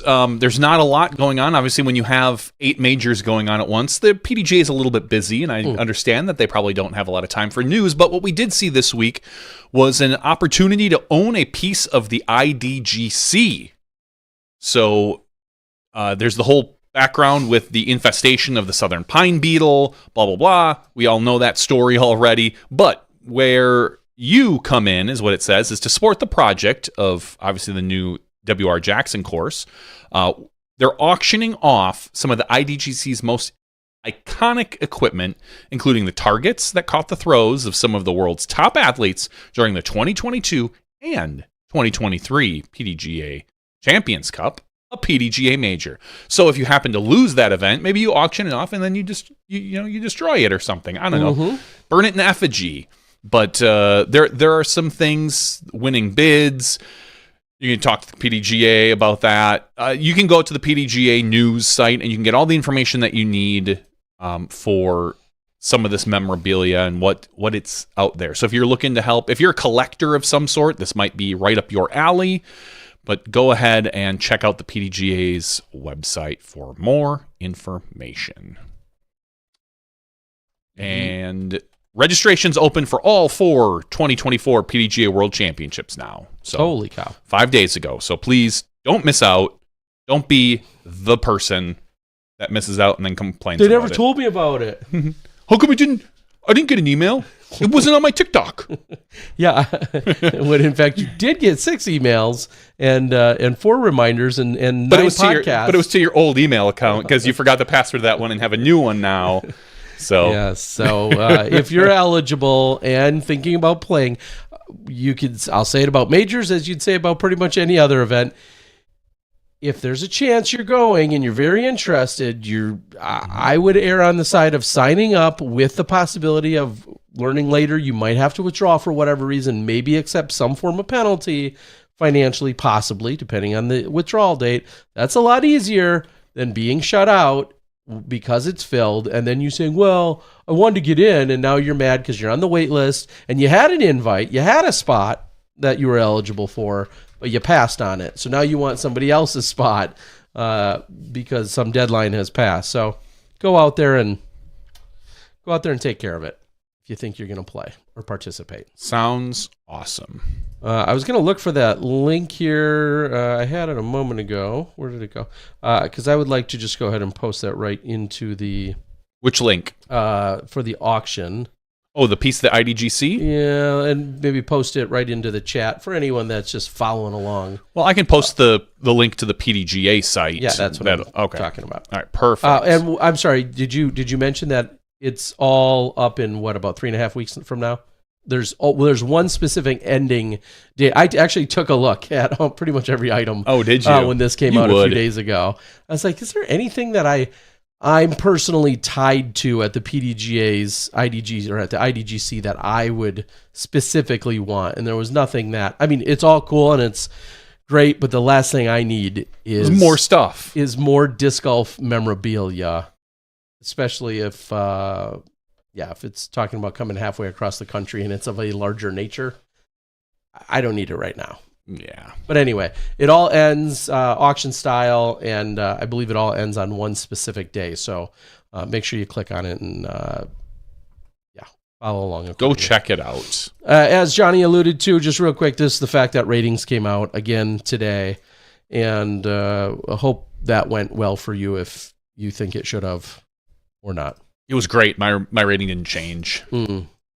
I think you need to play events in order for it to change.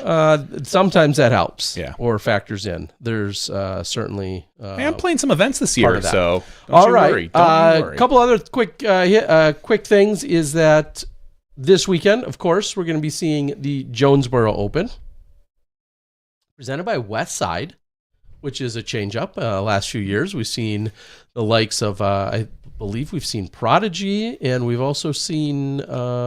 Was it Latitude maybe even for a year? Oh, and it was once Pro Discus. Pro Discus is what I was thinking. So new title sponsor this year in Westside. Thanks to Westside, of course, for being supportive of it. I think the biggest news, and I have yet to fully dissect it, is the course changes. The course changes, which, if I'm correct, they're just being renumbered. I think, right? Do we have any? There might be just a few tweaks, but ultimately, most of the holes are identical, and they are just renumbering the holes. So they're starting in a different spot and having the holes renumbered. So that will be the biggest thing to get used to. I'm at a point of being at Jonesboro or involved with the event pretty much every year since its introduction to the tour. So I guarantee you on more than one occasion this weekend, we're going to be on a particular hole, and I'll call it by the wrong hole number. I promise you. I don't know how you would expect otherwise. You've been calling the same hole, the same thing for 7 or 8 years now. You expect me not to F it up. You just expect too much of me then, if that's the case. So I will do my best, but we are going to see a new numbering scheme for the holes out here. And I have yet to look. I just know that's in the works. That's something I'll dive into in the next day or so as Johnny's kind of pulling it up. Yeah, I'm trying to pull it up. It looks like the website's a little bit slow. There we go. Yeah, the old now is going to. I think it's old hole 4 or 12. 14's the one. Oh yeah, Simon aced 1 year. Yep. So I believe this is the old 13. Yes, it's the one. Yep. The very difficult. Oh, and we're seeing a new FPO. Oh no, that's the next hole. That's hole 2.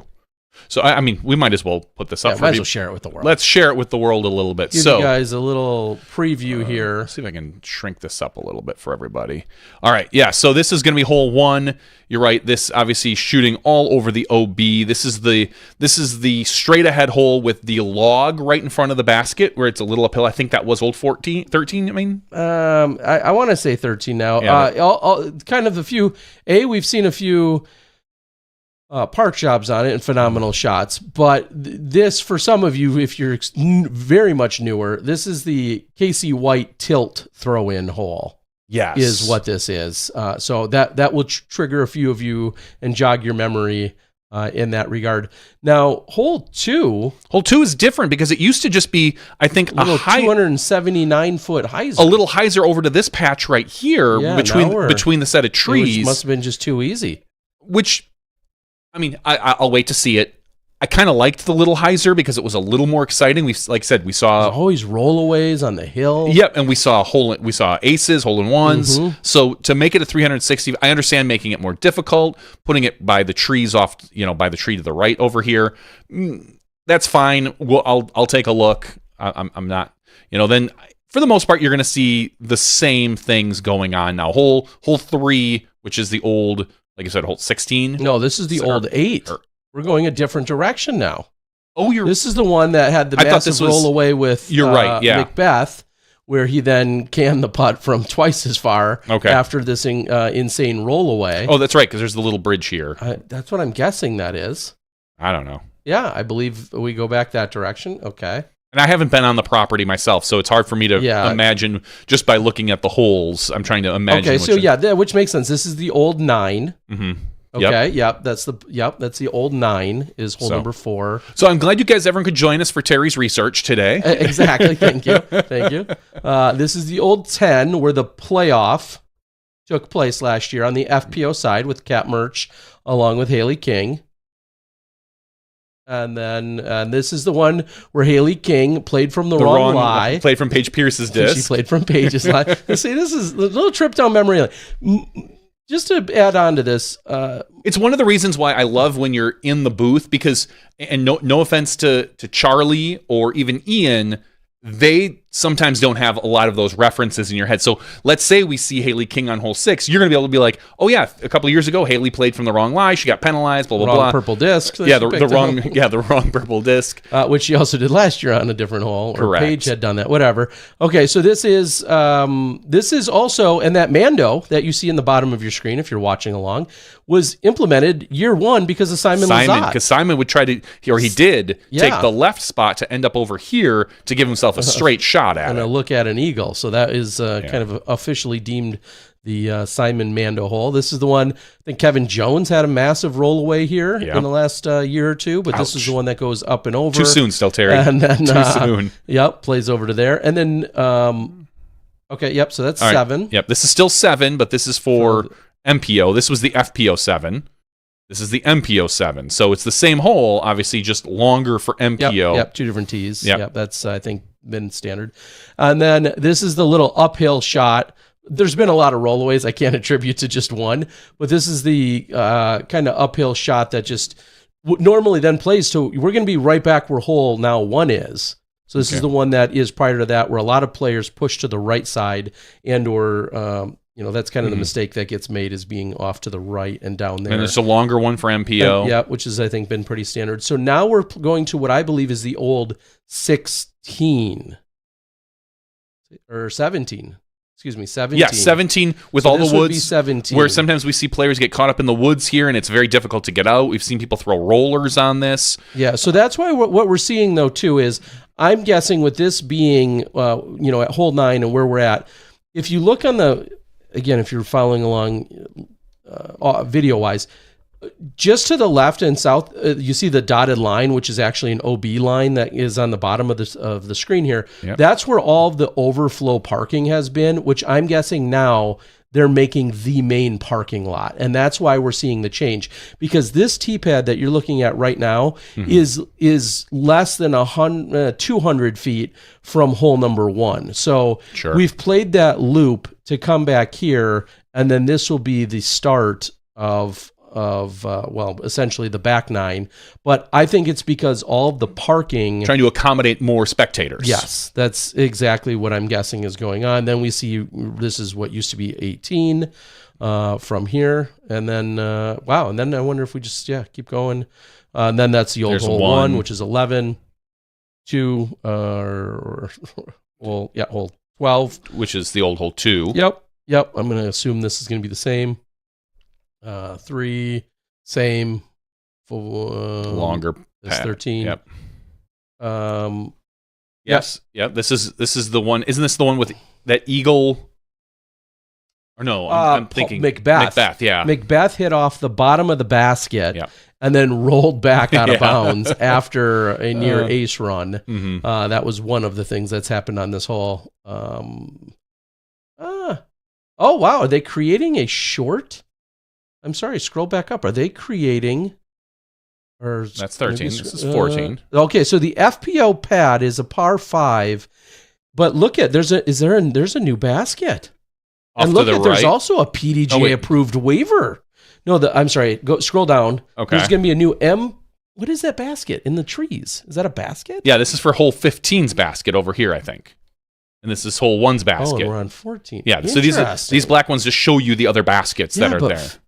So you got I'm confused about the next hole. Then is no, this is this is the old. Okay, this is the old 15.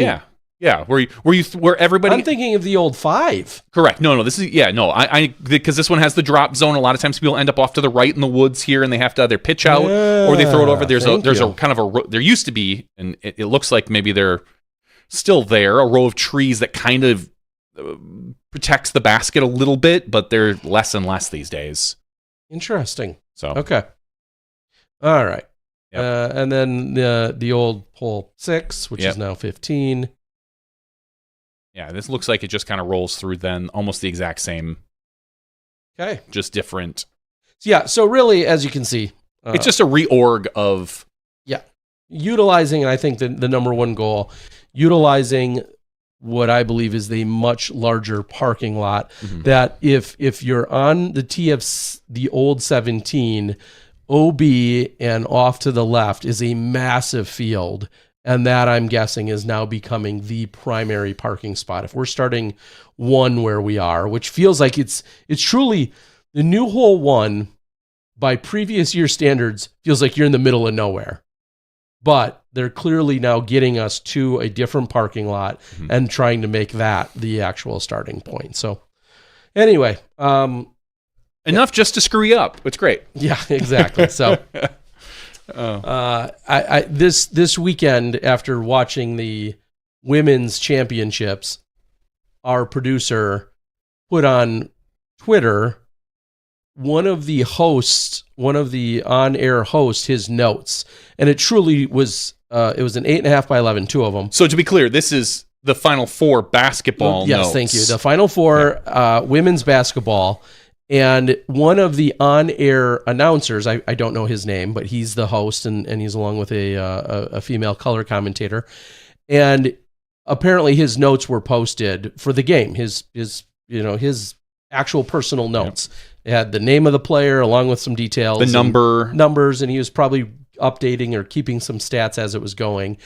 And he had a page for both teams listing out a bunch of the specifics and that I think were his notes. Yeah, and I think I saw some quick notes as far as maybe things to tell, points to make about the player, Sure. those things. Very chaotic looking because these are his notes. These are his personal notes that he's doing and using for his broadcast. And our producer had posted a copy of those because he saw them somewhere, posted them to Twitter, and then challenged me and said, "Is this what your show notes look like? Is this what your prep work looks like?" It was more of a joke than a challenge. Oh yeah, correct. I know.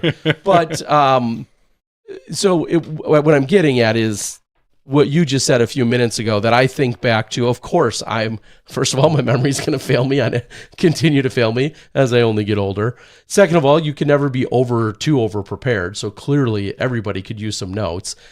But I do think about sometimes there's something to be said about just sheer longevity of seeing the crazy stuff and being involved with a place like Jonesboro from pretty much day number 1. From driving down there, I think in the middle of the night to get to the party, the player party, and what Brad and the rest of the crew have done to see what this property has become throughout all these years, and then just this event has grown with the Pro Tour as much as any other event, in my opinion. And maybe I'll have to think about some analogy for how that's happened throughout all these years. But this is a guy who went out to a piece of property, saw some potential, thought about the Pro Tour, and then just essentially manifested it with a lot of hard work and turned it into what it is today. And it's incredible. And of course, just as recently as last year, we saw James Conrad shooting a 17 under, and we've seen both Katrina Allen and Paige Pierce in previous years shoot some of the best golf of their life on this particular course. Not Kelvin necessarily has on the been same dominant year. here lately. What Calvin has done, and then the fact that you have people like Simon Lizotte year one, literally, getting rules changed, very reminiscent, right, of what we just saw last year with Gannon Burr in the situation in Kansas City Wide Open, of him taking a route that wasn't necessarily thought about or intended for, and them making a rule mid tournament to adjust for it. So pretty crazy, awesome to see, and looking forward to this weekend. Needless to say, I will be in the booth In Bend with Nate, and I believe Nate as well. I think it's both the Nates, Nate Doss and Nate Sexton. Nate Perkins will probably be on the ground, if I had to assume. That makes sense. Nathan Queen will probably be in the field. Maybe Nate Turner's out there playing. Nate, I don't know. We got more Nates. And then FPO will be myself and Valerie Jenkins. Do you have feature cards? Should we be sharing I don't that? know if we should. I don't know if this is public or not. They used to make separate posts about these. Maybe we won't share them right now. Well, I mean, you could kind of guess. Last year's winner is going to be on the feature card. That's Calvin and Cat merch. And then a sponsor pick always happens. A sponsor pick. Any There's guesses? an event.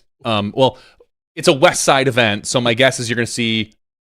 And I haven't even looked at it, but Matty-O and Cy is my guess. Yeah. There is a event pick and a kind of a DGPT pick, which is more of like what they call like a storyline pick. So what's happening in the sport right now that maybe someone we want to feature. So you're going to see the biggest names in the sport at the top of the cards. So that's, I'm excited. I'm looking at the MPO 2 cards, and there's some names you don't see a lot of. There's one, Gannon Burr will be on it, but there's some other names that we haven't seen as much lately. So I'm excited to get some MPO 2 coverage. But okay, is that everything in the world of specifically in the world of disc golf that's relevant at the moment? I think it is. I think we've covered more or less everything we need to cover for actual disc golf news and all that other crap. Okay. Well, with it, I do think we get some solid work done, and I'm positive that you learned something additional about the college disc golf scene tonight. Oh, heck yeah, I did. So that feels like a win in itself. And thank you to Chad for giving us those insights. And again, thank you to everyone that helped make that event successful. And it sounds like it was an awesome time, and I would like to be part of it moving forward. Hopefully it works out.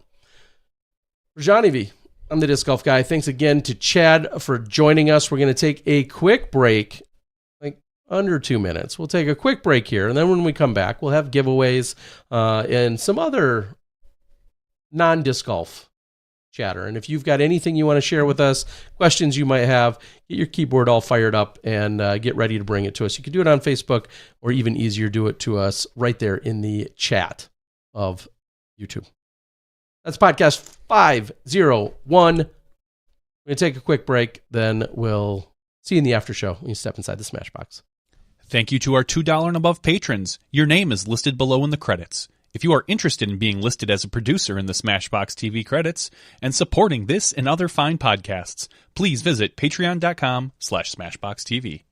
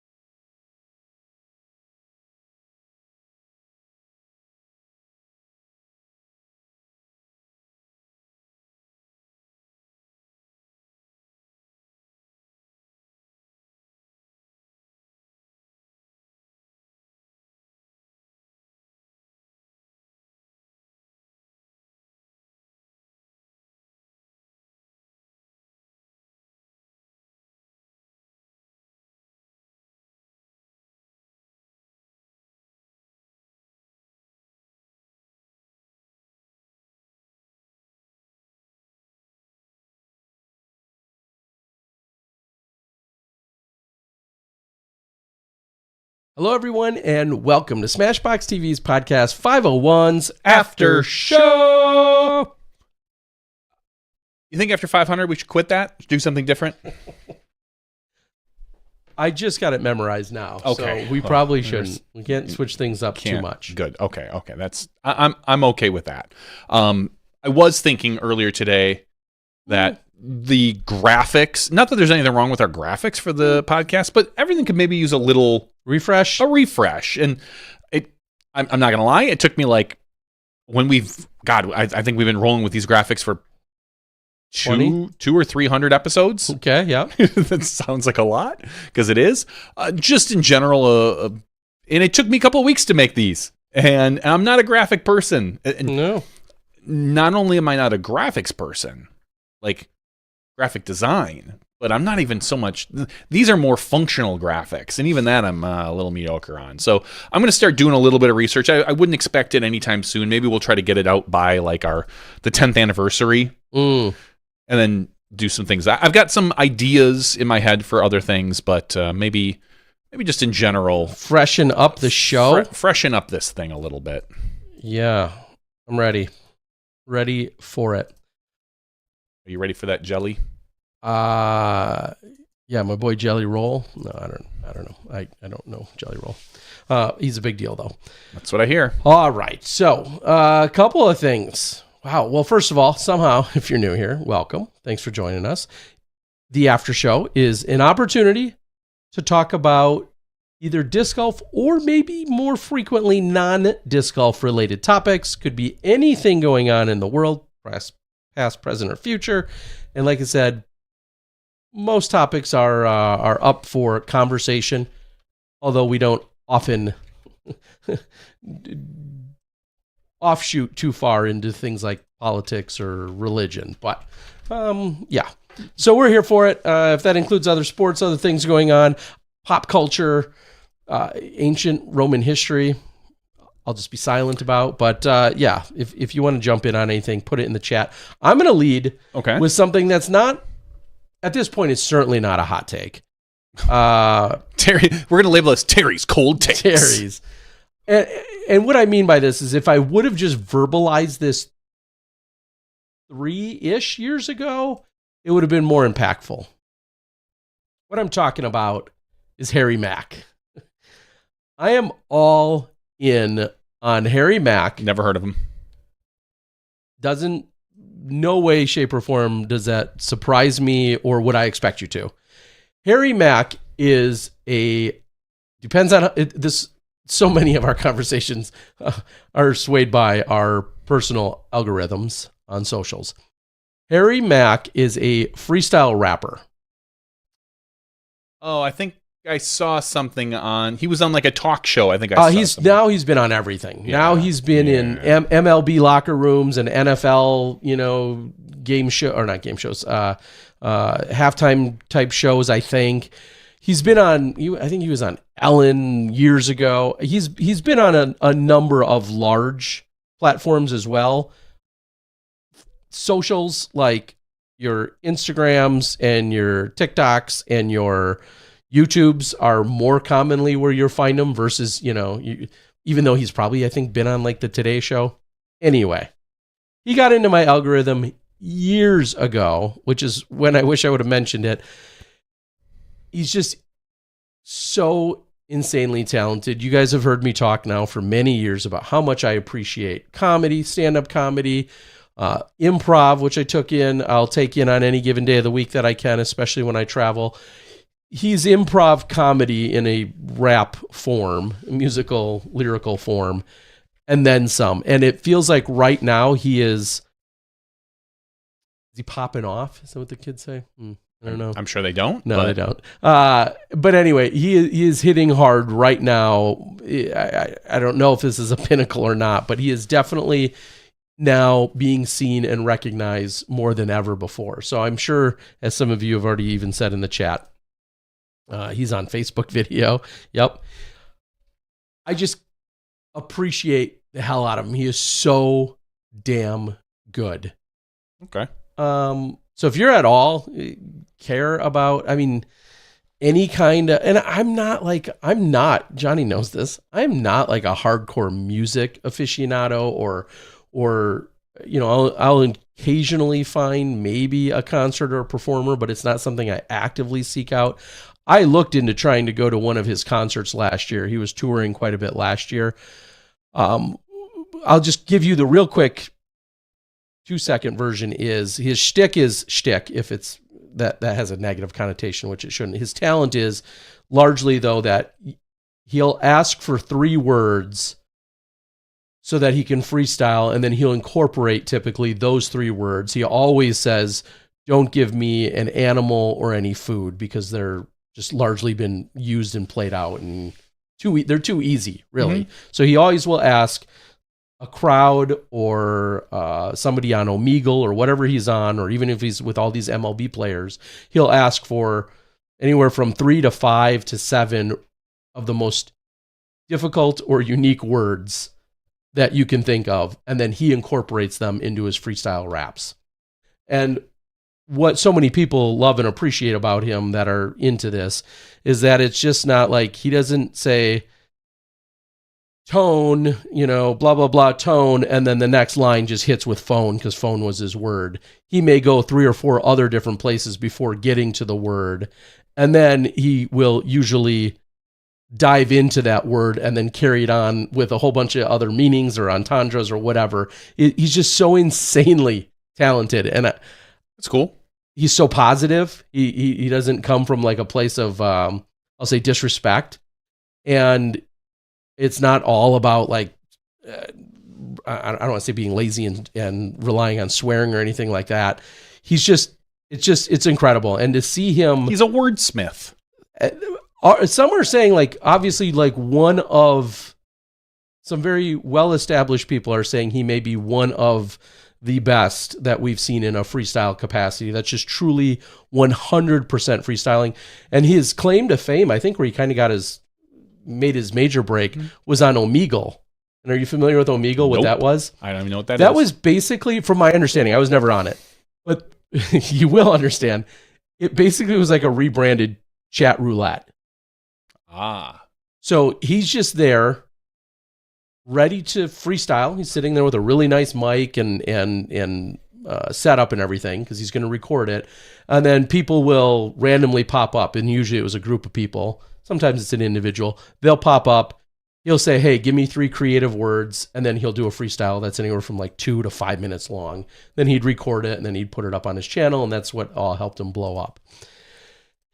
They just closed Omegle. Like, it just shut down in like the last couple of months, which is kind of funny, because that was like his number one outlet for a couple of years, and that's really where he kind of came into his own. Anyway, doesn't sound like he needs it anymore. That's a great point. He no longer needs it.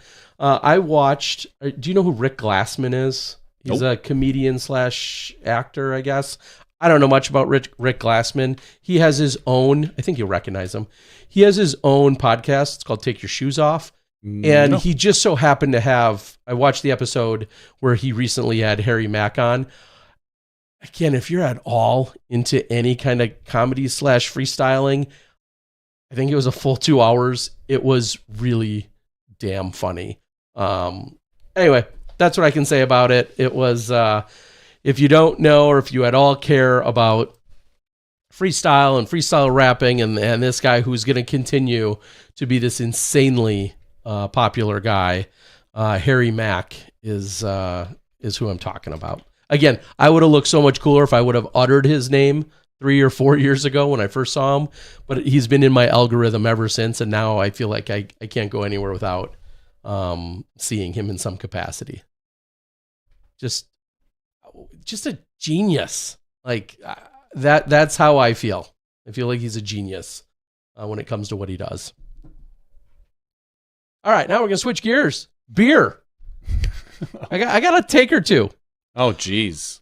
Just real quick, I had the opportunity that when I was in, I don't think I talked about this last week. So when I was in Brooksville, I had the opportunity to go into Broad Street Brewing, brand new brewery. Had a good time. Met Nick and the owners there. Maybe I talked about that. Great people. They knew Ellen Widboom because they met her like a year or two ago at a but at an art fair. It had nothing to do with beer. It was more at an art fair. And then when we started talking disc golf, they're like, oh yeah, we know Ellen too. Small world. Love it, right? Of course, they had nothing but nice things to say about Ellen Widboom, as everyone should. And when I was there, I had learned that Angry Chair, again, if you're a stout guy or girl, Angry Chair specializes, and I didn't know this, specializes in stouts. Imperial stouts, double barrel aged imperial stouts, all sorts of different stouts and crazy dessert beers. They're in Tampa. And I'm so mad I ran out of time after I found that out. Things would have been dangerous maybe. But they're in Tampa, and with that, I had the pleasure, thanks to my friend Nick, who helped me out, I had the pleasure of trying out a few of their beverages that he was able to provide for me that happened that week. And I just wanted to say thank you to Nick, thank you to Angry Chair, just some of the greatest, really, really good stouts and beverages that I've ever had. And I'll finish that quick conversation off with, never been impressed with Dragon's Milk. Every one of you that drinks darker beers or imperial or stouts knows what I'm talking about. Never been that impressed with it. In fact, I pass it up all the time. They created, I've now had the 2024 Triple Mash. And that stuff is wild. That's all I'm going to say about it. It happens to come in at 18.7%. Jeez. Hey, these aren't my rules. I just play by them. Wow. 18.7%. Damn, it's good. That's my pick of the week. Dragon's Milk Triple Mash 2024. That's all I got. All right. Where to go from there? I know that's a lot. That is a lot. This week, my wife and I watched a TV series on HBO Max called The Regime. Stars Kate Winslet. Do they have any stouts? I'm sure they do. It stars Kate Winslet. Okay. And she plays like a more or less an elected, the head elected official of this small Central European country. Think like in Estonia. Okay. And she's a little cuckoo. And it's only 6 episodes. Each one's, just shy of an hour long. Very well done, funny, and just a unique story in general. Something you don't see a lot of. Like watching how she handles just everything from an attempted coup to like all these things. Very, very good, well acted. You might enjoy it. I was just gonna say, is there any other names of people that I would recognize besides Kate? No. Okay. No. There's one woman you would probably recognize, but not know her name. Hold on, I can tell you. She was in The Goonies when we were kids. The Goonies cast. Martha Plimpton. You never would have guessed her name, but you know who she is. You definitely have seen her in other things because she's certainly relatively famous. Yeah. But other than that, and she plays a very, very small part. Like she's in one episode. But overall, it was a good series. I enjoyed it quite a bit. I don't know if my wife enjoyed it as much as I did. You binged all 6 of them? Is it just one season? It's just one season, and it's only going to be one season. Okay. From what I can gather. Okay. It's like just a one-off. It took us a couple days to binge it. I think we watched like 1 a night or 2 a night at one time. So overall, enjoyable. I would recommend it. Okay. Yeah, I'm looking at some of the other things she's been in. Martha Plimpton? Yeah. And not... I mean, probably a lot of stuff you've seen, but she was great in Frozen too. She looked good there. But just in general, she's just a I certainly recognize her. I was trying to think if there's anything else that she's been in. A couple years younger than us. Yeah. Well, everyone's younger than us, Terry. That's true. All right. I'm going to read a couple things off the board. Dude named Frank Tedesco on YouTube can play any song on request on piano by ear if he doesn't know it. So it's kind of got almost like a perfect pitch. Yeah. And able to phenomenal memory and he used Omegle. Okay. Yeah. Tim Court says Shogun is good. I've been meaning to kind of try to tune into that. We've kind of run out of things to watch. And right now we're watching Top Chef, which is Top Chef Milwaukee.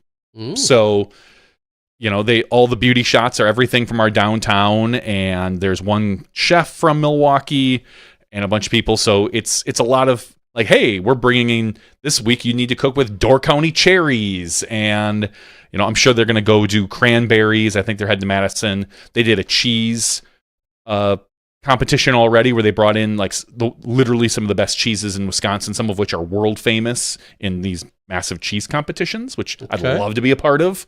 And so they had to make like a cheese dish, and it's just fun because it is Wisconsin, and you get to see a lot of the local flavor really highlighted. They did Miller has been featured a few times for the beer. No shock there, but enjoying the first this season of Top Chef Milwaukee. Huh. Okay. I think they actually call it Top Chef Wisconsin, but it's based highly out of Milwaukee.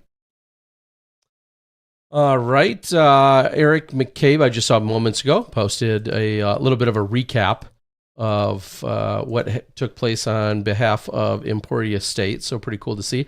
Also saw that in a couple months, our friends over at Bevel celebrating a 5-year. Wow, it doesn't feel like 5 years, but no. And coincidentally, I feel like their grand opening was the same weekend as Jonesboro, which obviously it won't be this year, but it was I want to say it conflicted with Jonesboro or something like that for their grand opening all those years ago. But anyway, pretty exciting.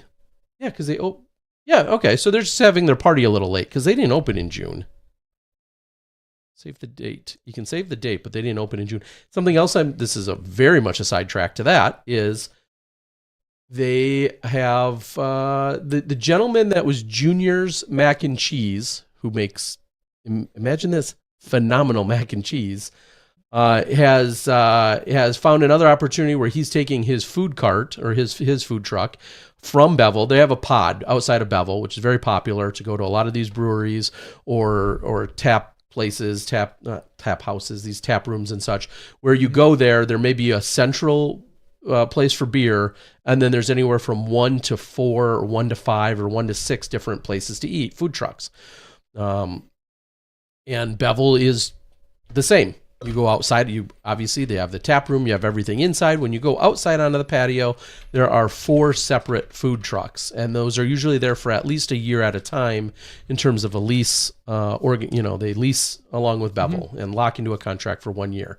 Juniors is now at this point moving on or has moved on, and they've brought in another food truck, and this week it's already there. And so that means that this weekend, somebody's going to have to do my job, and I'm going to have to get the review. Yeah, and check it out. It's just. Do you know what the new one is, or you're looking for it right now? I'm looking for it right now. I want to say like something about Southern soul food, something along those lines. And I'm trying to scroll to see if I can find it, but I can't at the moment. But I will find it, and you'll see me probably posting about it this weekend. I'm sure I'll get over there for at least one. Also, I believe there's some improv or stand-up improv maybe this weekend that I'm going to be able to probably take in for one of the nights. Over in Bend? Over in Bend, nice. Which I've done a few other times, but looking forward to it again this upcoming weekend. Ray asks a question on the board. At what level of play would you call someone out for drinking or smoking during the round? A random draw doubles? C tier or above? I think sanctioned.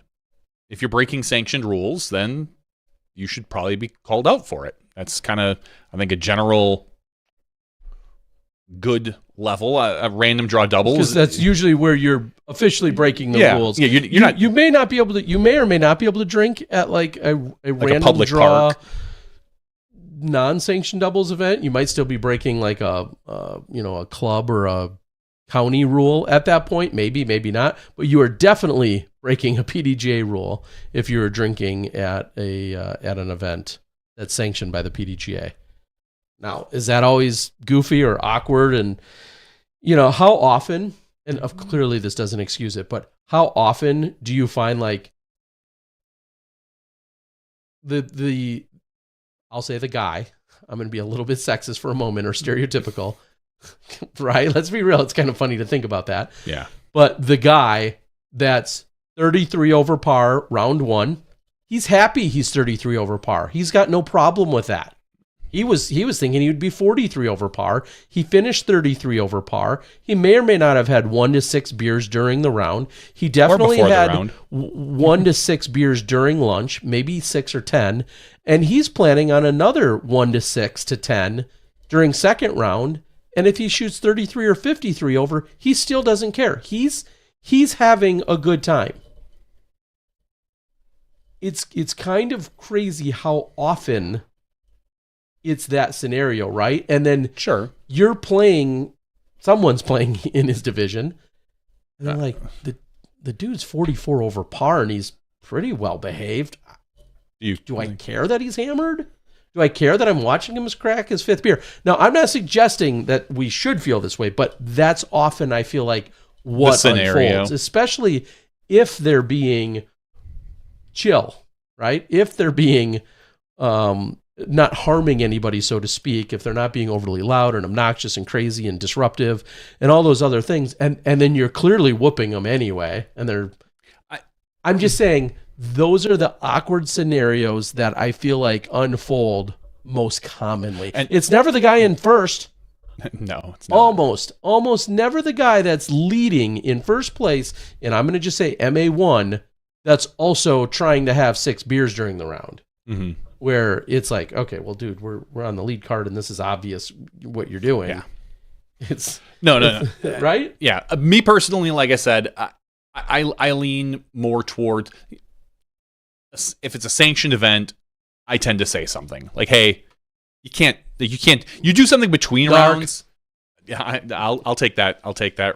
Post it right on my back. You're drinking between rounds. I got no problem with it. But from the longest time, you and I have always kind of talked and had the same idea of, I don't want to be the guy who could have stopped someone from getting this course pulled.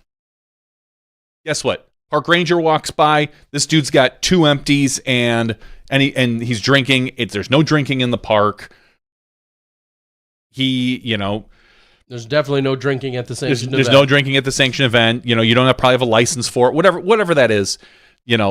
If it's blatantly obvious, then I'm probably saying something. Now, am I digging in if there's a suspicion? If he's filled his water bottle with something? He's filled his apple juice, his prior Dole apple juice bottle with his favorite Pilsner. Yeah. You're not going up and sniffing it? I'm not sniffing it. I'm probably, even if it's heavily suspicioned, I'm probably not saying anything. If it's obvious, I'm saying something. I couldn't not do that. Like, I know there's obviously vaping these days and you can do different things with that. Am I one to, I'm not going to inspect your vape. Like, that's just not my thing. But, if you spark up a bowl right in front, like, I'm saying something at that point. Like, I'm sorry, I can't. If it's sanctioned. If we're talking random draw doubles, I don't care. Yeah. Honestly, like, I might say something if I know there's no drinking in the park. Like, hey man, there's no drinking in this park. But that's because, do I really think the course is going to get pulled? Probably not. Instead, that person's probably just getting a fine if they get busted. But I might still mention something and say, hey, you really want to ruin this for everybody? So just to throw it out there as this additional scenario, and a lot of people could say, mind your own business. Who cares? It doesn't matter. I can completely subscribe to that. However, I think that one of the challenges that's really, again, goofy in disc golf is you're on chase card.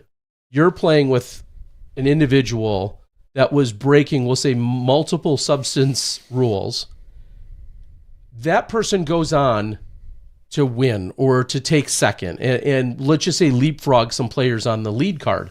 Now the whole lead card can and probably will come to you if they've caught wind of this and say, wait a minute, wasn't so-and-so doing this? Like, it just becomes this funny passing of responsibility. And I think a lot of people forget how easily that also does happen. So there's this awkwardness of like what you are or aren't doing about it. And then there's an obligation to the rest of the field and others within the division. And what I thought you were going to say too is we'll forever have this problem within disc golf is what line do you draw in terms of which rules are okay to break? Yeah. Because one could say, hey, I look the other way when someone's had a 12 pack, then somebody else could say, well, cool, why don't you look away when I foot fault 12 times? When I step on my mini 12 times this round. Like, it's always funny when you start getting into tit for tat, whatever you want to call it, but what rules are okay to break and what rules aren't so cool to break. And I think that's just going to continue to be a problem within disc golf forever because everybody comes to the course with a slightly different version of that answer. Yeah. Well, he missed his mini by 1 inch on a 31 foot putt versus he missed his mini by 7 inches on a 700-foot fairway throw. Everybody has like a slightly different version of when a rule break matters or doesn't and what it means to them. I'm not claiming I have any answers. I'm just saying those are part of the philosophies that continue to go into it. Like, it's funny how we don't care if somebody's stepping on their mini when they're in 29th place. Or if they miss the putt. But we do care if they stepped on their mini for the second time and they're tied with you for second. Yeah. Those are all things to consider. Those are all part of our self-governing game and self-policing. Ray says there have been European sports monitors do drug testing at events like Sweden or Norway or something like that. I believe for some of their events, yeah, because those are national qualifiers of some sort. I believe it's been a while since I've looked into that and I've heard that story. But yeah, it's no shock that what we're seeing over from the Europeans coming back over here. And granted, this is not a top level problem. I don't care if you're the very bottom of a pro tour event. You're never going to see someone crack open a beer. Period. It's just not going to happen. Even when you're in 109th out of 110. Exactly. Or even at a Worlds anymore. If you were in the B pool or C pool or whatever that is, not Pro Worlds, maybe Masters Worlds. You never know. But probably not. But still, I mean, again, we're not so concerned about this at the top level. Obviously, you're probably looking at more at your, like you said, maybe a C tier. I don't even know if you see it much at a B tier anymore. But I think it depends on the B tier. Region, culture, club atmosphere. There's a lot of things that play into all of that. And that's part of traveling and I think having experiences and playing in other places is like, oh, that like goes here. You go to a different part of the country that just runs things differently than you. And you're like, oh, okay, that's different how they did that. Sure. And it could be in your favor. Maybe it's not, whatever. I feel like that can happen a lot. And that's part of the overall experience, I think, of growing within disc golf. Well, I'll let you guys know. I'll find out. I'll start drinking on the course this year. Be wearing a NARC hat, sponsored by NARC, sponsored by Dare. And we all know that as soon as you do call out a blatant infraction, you're the bad guy. Sometimes, yeah. Like 9 times out of 10, you become the snitch, the narc, and the bad guy for someone else who's clearly breaking rules. Terry, we're funny that way. It's not the first time you and I have been in this position. Yeah. So anyway, Matt says, I remember playing a sanctioned round where we played the first round in the afternoon. The second round was a different course for a glow tournament with a keg for everyone. Yeah. That probably wasn't. No, not if it's a glow. You weren't probably playing in a sanctioned event. You could be a sanctioned glow event. You can, but it probably wasn't. You're right. Beer, probably not. Probably not. Probably. Again, I think all of that's great. It's all about adhering to whatever the local county, city, municipality rules are, and then adhering to, of course, PDGA rules. A couple other quick things from me is that I officially announced today, for those that are in our area, that I'm not hosting the Skyline Classic as a Wisconsin Tour event, or potentially even at all this year. And what I mean by that is I have frequently been in April, sometimes May or June, but mostly April, in hosting the Skyline Classic for the last 10 or 12 or 15 years, whatever it's been, with waiting on kind of confirmation for my schedule this year of both live and post-production, and just being in limbo, quite frankly, of where my schedule's at and my responsibilities and tasks and roles. It's now gotten to a point where I feel like just too late to expect anyone to like take it serious. And especially being part of the Wisconsin tour, I'm not saying I won't host it for sure this year. It could pop up. A, I'll try and give as much time as possible if it does, but B, I don't want it to be part of the Wisconsin tour because that's part of a series in which a lot of people make plans for 6 months or 8 months ahead of time. And it's not fair for me to come in this late in the game and say, hey, I'm going to have an event and it's going to count for your overall series points. I don't feel like that's fair to the players. So if it were to happen in any capacity this year, it could be larger or smaller than other years. But even if it were to happen, it will not be a Wisconsin tour event this year. I fully expect to have it on the tour and doing standard things and then some in 2025. I will say also, though, that that brings the other typical annual event that I run, which is Cold Turkey, right after Thanksgiving. That very much is planned to go down 2 days and 3 days after Thanksgiving, as it has for the last 10 or 12 or 15 years, or actually 17 years now. That is still planning on happening. So just putting it out there. A few of our viewers spill over from the Midwestern areas, and some of you come and play. So just letting you guys know that. And also with regard to some coverage, videos, tournaments. You saw this since last week. I have been releasing all 3 rounds. I had released all 3 rounds of Throwdown the Mountain. You now have some time. You have no excuse to not go watch that. Oh, I've got excuses. You now have time to go watch all 3 rounds of the MPO. There was an FPO recap that gave you a few minutes to get caught up on rounds 1 and 2 of the FPO. Tomorrow, by the time you're watching or listening to this, tomorrow you'll see a shot-by-shot full standard coverage of the FPO side to get released as well for their final round. And then at that point, we'll officially have Throwdown the Mountain in the books in a media capacity. You know, and here's what I said on Twitter, and I'll say it again. Sometimes, you've read this, Johnny. You've been part of this. Uh-oh. You've maybe even said it. I probably have said, I've said a lot of dumb things and some smart things. Every once in a while, I throw a smart thing in there. You and others have said, you know, it'd be great to see like a fresh face once in a while. We see the same household names week in and week out. We see our superstars. Understandably, there are superstars for a reason.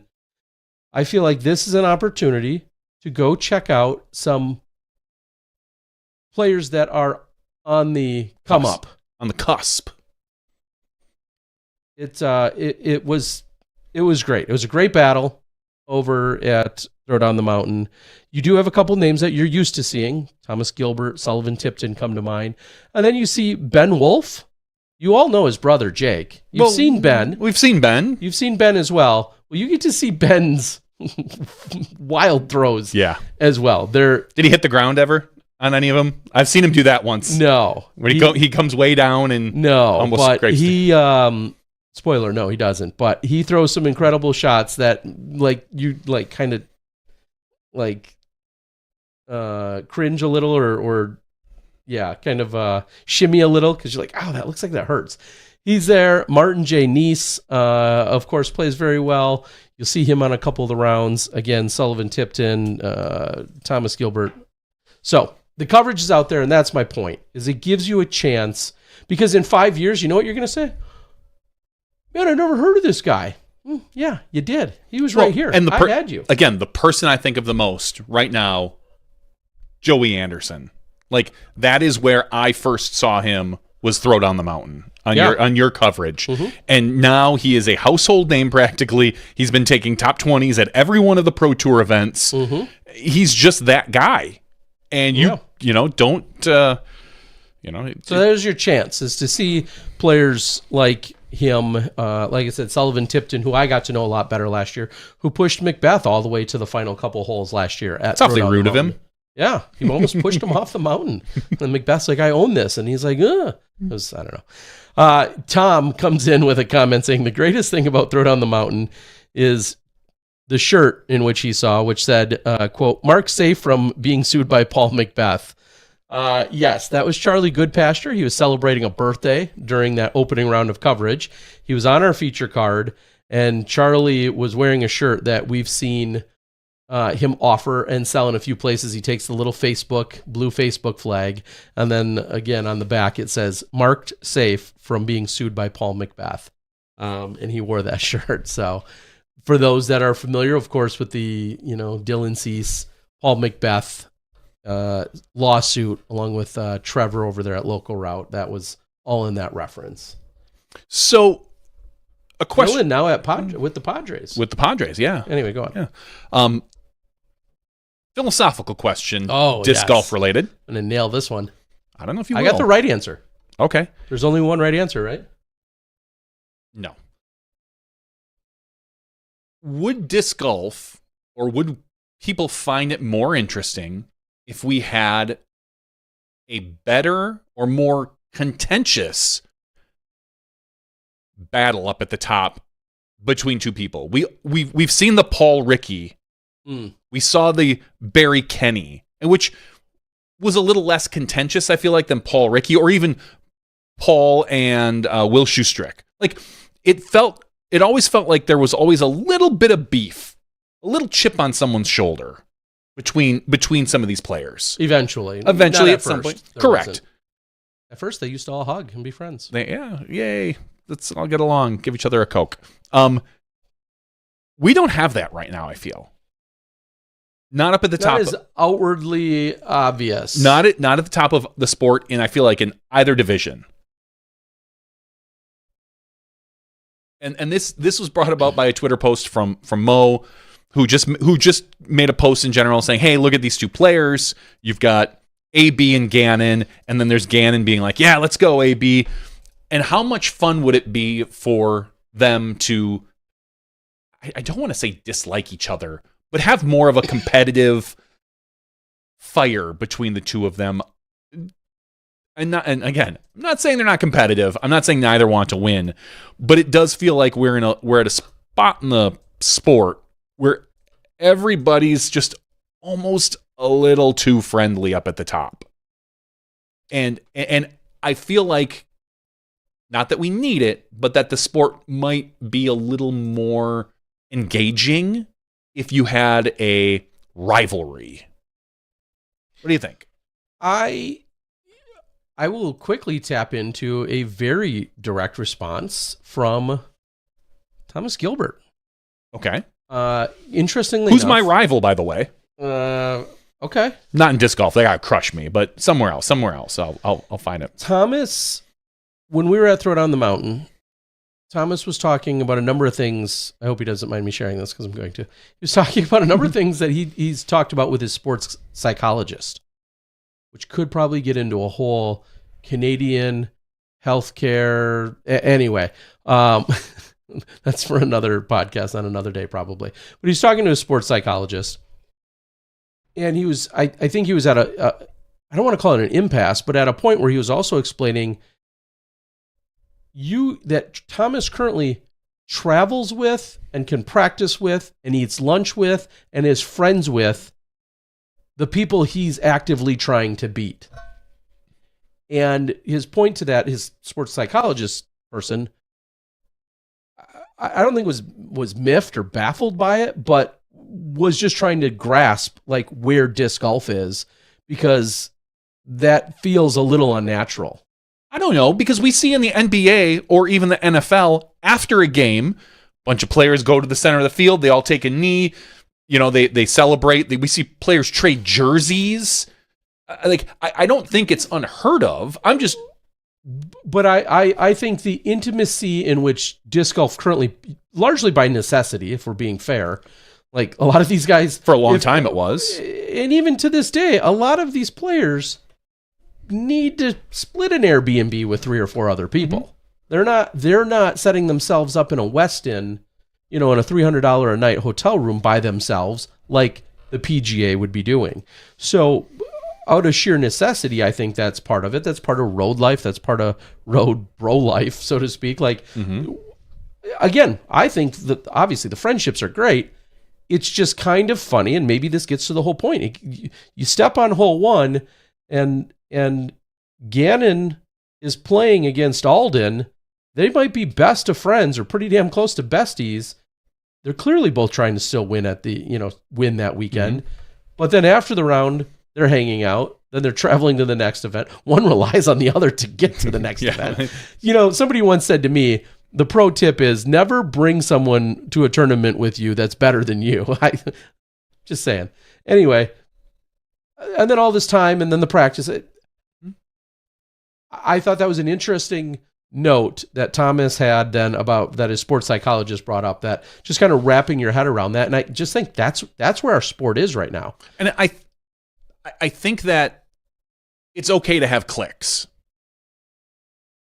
I just think that it would be fun if we had 2 top players, 2 in the top 10, we'll say, that actively, should they dislike each other? It wouldn't hurt, but even just it feels like just a little more competitiveness, just a little bit more of a chip on your shoulder. I want to see a little bit more of someone being competitive and upset when you win. Like, I know it sounds silly. Someone wins, you give them a half-ass handshake after they win. Oh, great job, and you walk away. Like, just I think that there is.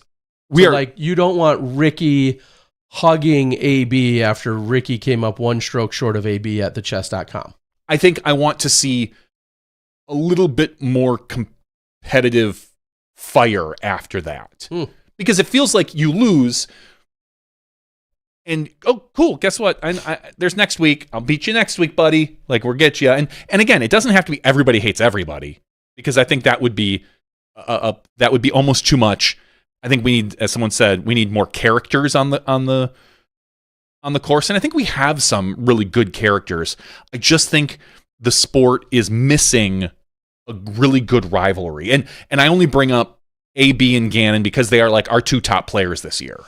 And would it hurt the sport if one of them was the heel, so to speak? If one of them, if AB kind of had an attitude towards Gannon a little bit, like, yeah, cool, yeah, I'll beat you again next week, buddy, see you there, and walk away. Like, I don't want him to be a jerk, but no, that's where it's a fine line. It's 100% a fine line, because they all have their fire. I just think they're learning how to compartmentalize it and say, like, hey, this Ricky not winning chess.com doesn't define him as a player. I don't want to say it's just an elite event, but it's an elite level event. He came up short. He didn't play his best golf, and he's respecting that AB did that weekend. I don't know. The short answer to you is I don't mind where we're at. Would it help? I don't mind it. I don't want to say help, because I don't think a rivalry is going to necessarily like drum up outside interest. That's kind of how I consider help. Like, is it going to help the sport? Is it going to, is a sponsor going to see this rivalry? No. Yeah, I feel like 2 people need to dominate with it. Those 2 need to exclusively then, so to speak, dominate. Yeah. Where then a rivalry helps or it matters. Because I look at Ricky and Paul. They were the 1-2. Exactly. And that's why AB Gannon right now are kind of the 1-2. You still have Calvin in there. Nicholas is showing up. Like, I'm missing the rivalry right now in our sport. I love to cheer for great play. I love to see awesome, friendly players, and following them on social media. It's all great. I just feel like they're like, we could have. And again, like you're right. I don't want to see a rivalry between 21st and 25th. like, oh, I got you this week. Like, no one cares, dude. Congratulations.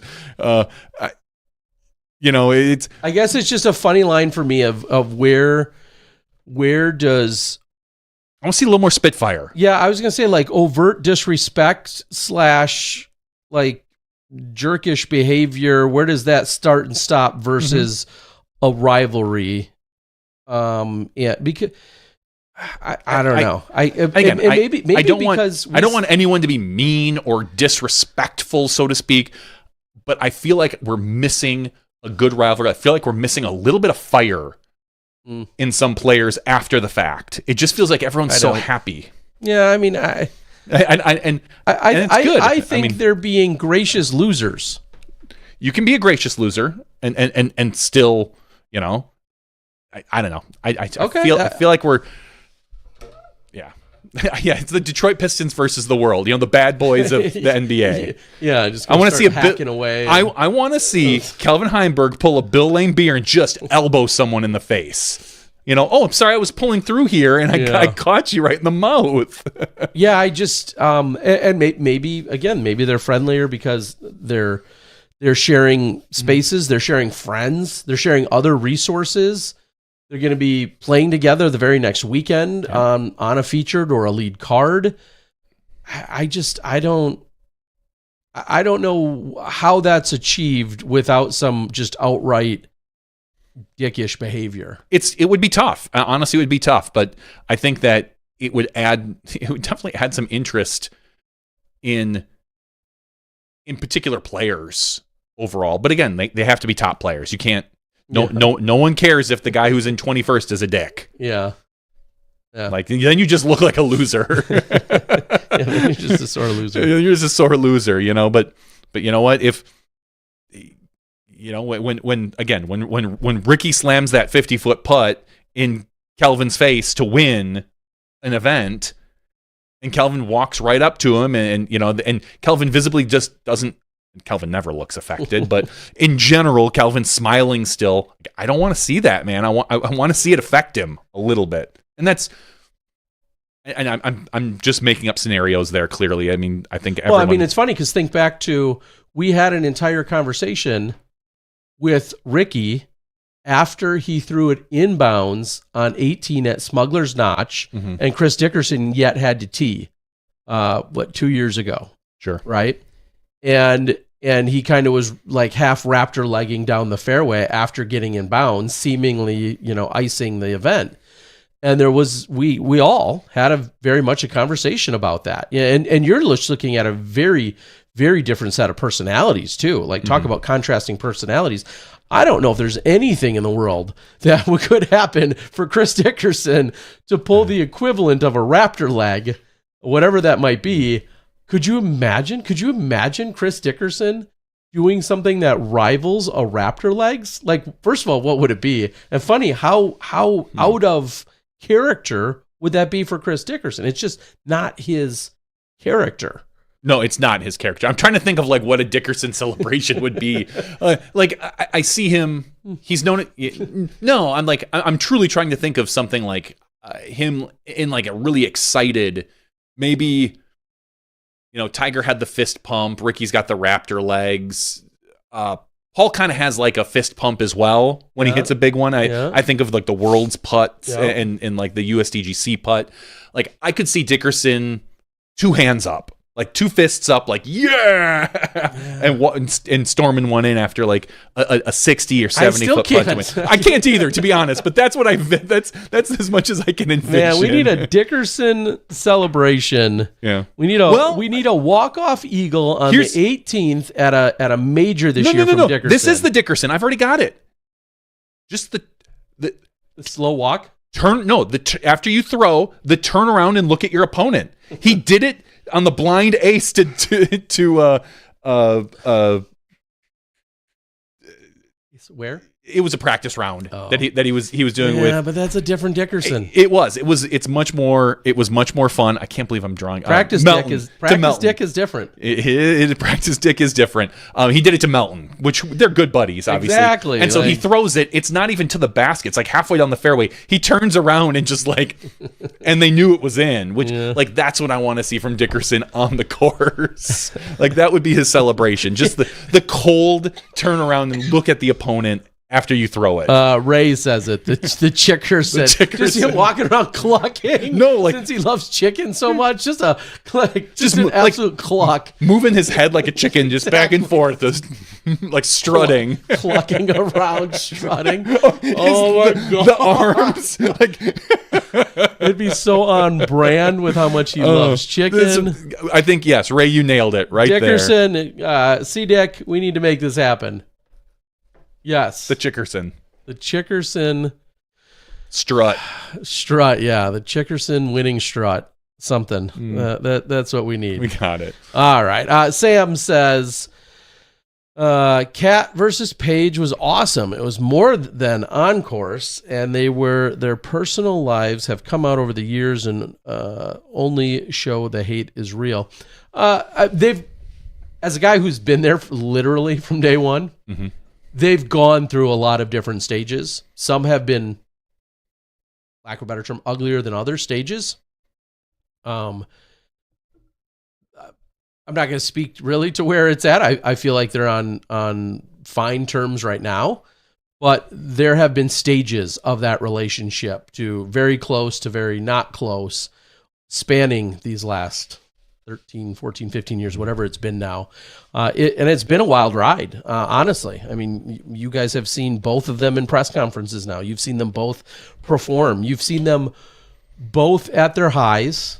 Well, some of you have seen them at their highs, and now we've seen them both at some of their lows. And it's been a very, honestly, it's been a wild ride. And they have been this wild rivalry because there was a genuine personal distaste for one another at one point in time.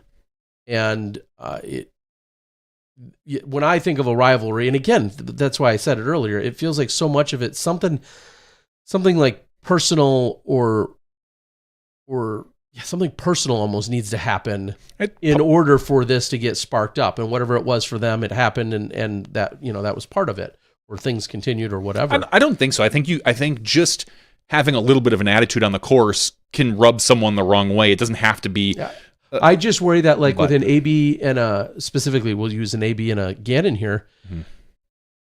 I think they just both know that on any given day, one's going to best the other, and then the other turns around and can best them. And it's almost tough to get cocky in that sense. Unless you truly do dominate them, for some extended period of time, it's tough to get cocky, because I feel like, well, yeah, next week, great, AB beat, Gannon by 4. The next week, Gannon beats AB by 5. I mean, It was different when Paul was dominating.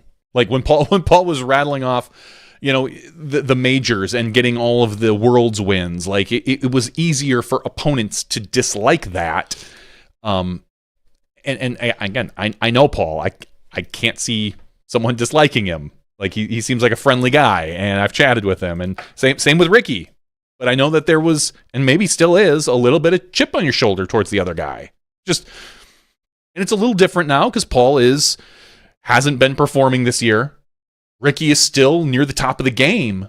Now, again, I have no clue what's going to happen with Paul. He could come out at Jonesboro and take 3rd place or 1st place. I don't know.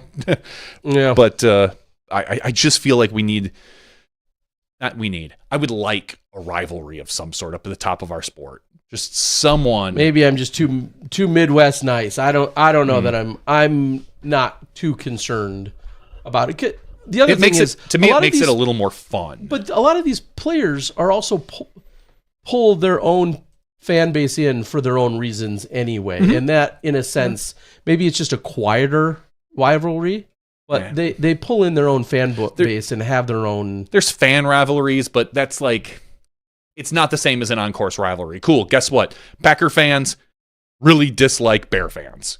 Great. You know what's fun? When Aaron Rodgers scores a touchdown, gives the belt to the Bears, and says, "I own you." Like, to me, that all the time. that was fun. That was exciting. And again, it helped that the Packers for the last 20 years have crushed the Bears. And that could flip in a year or two. Anything can happen with a draft. I doubt it, Bears fans. Come on. Let's be real. Come on, please. But we'll play imaginary Unless you world bought that here. lottery ticket in Oregon, shut up. Yeah. Let's just we'll play along here. That could, it's sports. That could flip. Look at the Patriots, who were dominant for so many years, and now are a mediocre team. And every fan base on the East Coast still enjoys kicking the Patriots' ass. Yeah. So I just feel like, I don't know. Maybe Eagle comes in and just starts dominating and gets to be. We know what kind of jerk he is. So we can make it. Maybe we got too many nice guys. We'll spread. Look at that prick, Kyle Klein. I mean, let's start spreading rumors. Let's just be too late. I've been doing that for a decade. But just behind backs. All right, we got our boy Brad Clayton out there acting like an idiot as usual. Good to see you, Brad. Calling for boycott PDGA. Good for you. Boycott DGPT. Go for it. Let us know how that works out for you. Yep. So we have nothing to talk about week in and week out. Would that be the solution? Ray says, speaking of Brody, he did 1,000 putt stream. Any guess how long it took? Nah, honestly, no idea. He says just over 3 hours for 1,000 made putts. To show you how little I practice putt, I was gonna say I wouldn't even have a guess. No. But okay, I'm gonna guess. Well, I have no idea the distance. Yeah, but I'd guess he was probably in the circle's 80-ish percentile, 80 to 85 percentile. Depending on the length at which he was at. So I'm trying to do the math of how many putts that equals. Yeah, I mean, okay. Here's the dumbest take of the night. Oh, God. The DGPT intentionally suppresses disc golf with a paywall so they don't have to face competition from large corporations. From Brad Clayton. Oh, Brad, you want to know how dumb that is? Let me just tell you this. If they're suppressing disc golf with a paywall and to avoid competition, how about this? Well, first of all, that means it's working. That they're growing disc golf, because otherwise, don't you think somebody would go out and do it for free? Because you just said they're suppressing disc golf growth by having the paywall and to squash competition. If that's such a dumb idea, why don't you go out and do it for free? Because then, if per your logic, free should supersede and overtake the paid option. NCAA is suppressing men's basketball Final Four because it was on cable, which is technically a paywall. Yeah, I couldn't watch it. Well, you could, but I don't have cable, Terry. I'd have to pay for that. I know. Anyway, we obviously this conversation. That is one take, though, that I feel like. I've heard obviously, we see it all the time. I've heard it before, yeah. And I just don't think it's going to go anywhere. And I finally got good at skipping it. Finally, everybody that thinks free is better. Free will bring in so many people, and free will then once so many people are in, you'll have all these sponsors that really want to pay us a ton of money. And I look at it and go, cool. We're still free on YouTube every Friday. Or whatever, every first day of the event. Go start one for free. And we're not seeing the huge influx on that day. Go start your free product or service. Just go start it. Whatever it is. Whether it's live disc golf. It was free for a long time, too. Or anything. Just go start it. I think all sandwiches should be free. And then once you get enough people coming in, getting free sandwiches, then you'll start making a ton of money. Then you can have advertisers advertise at your restaurant and say, "Hey, thanks for the free sandwich from." Okay, yeah, that's a good idea. AT&T is paying for your free sandwich. I just and my analogy may be stupid, but point is, it is. But that's I like it. The point being, I'm sorry, I get it. You may not like paying for it, and that's fine. But just to claim that somebody should be providing a product or service for you for free because you think you know what the business model is. My best solution, rather than just saying suck it up or cry about it, my best solution is to say, just go do that yourself.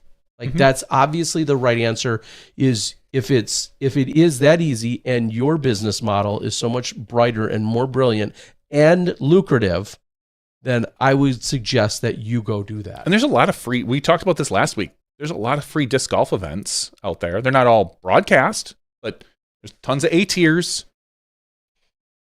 Yeah. Anyway, so go take it in. Something that's not free. Well, actually, it is. If you really want to enter, patreon.com/SmashBoxx TV.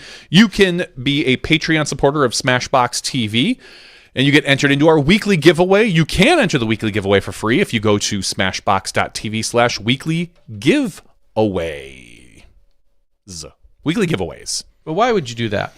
Well, if you want to enter and you want to put it in every single week, you can do that. It's a lot of effort. It's a lot of time when you could just, sign up on Patreon and then you're automatically submitted. We have 133 people eligible for our giveaway this week. Terry, we're going to give away some plastic. I like it. Right out of your bag. I'm going to steal it. Don't tell anybody. Okay. Don't tell you. This week I sorted it by total donation to SmashBoxx. Damn. Yep. So the people some people we like more than others on this list. Oh, that's right. We like you all. We love them all. But the people who signed up for the free weekly giveaways are at the very top of the list. As you scroll down the list, that's when, people who've probably been supporters longer. We have 133. And have deeper pockets. And have deeper pockets. We love you. I love deep pockets. 133 people. Terry, what number should we draw tonight?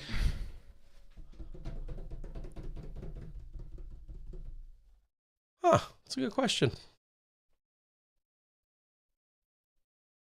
Tomorrow, round 3 drops of the Road on the Mountain 12. Let's go with the third number. All right, our third number. Our first number is 89. Our second number is 69. Make it 133. Or I would say 49? Go down by 20? No, I want it. The deeper, the better. All right. And our third and final number is 55. Ooh-wee. 55. Some support. We appreciate each and every one of you. Support is Tim Glass. Tim Glass. So Tim Glass has been a Patreon supporter since January of 2019. Damn. So thank you, Tim Glass. Wow. Thank you so much, Tim. Appreciate it. Much appreciated. Wow. Last week's winner was just one off of that number. How funny. Who was that? That was Tig. Tig? All right. I think that was last week. Either way, one off. That was a winner from a few weeks ago. So Thank you. Anyway, awesome. Well, thank you. I rounded up a handful more discs that I can turn around and get shipped out. So thank you guys so much for the support. We appreciate it over here on SmashBoxx. And this is probably obvious if you don't know, but some people don't know. If you do need boxes to ship discs in, I'm your guy.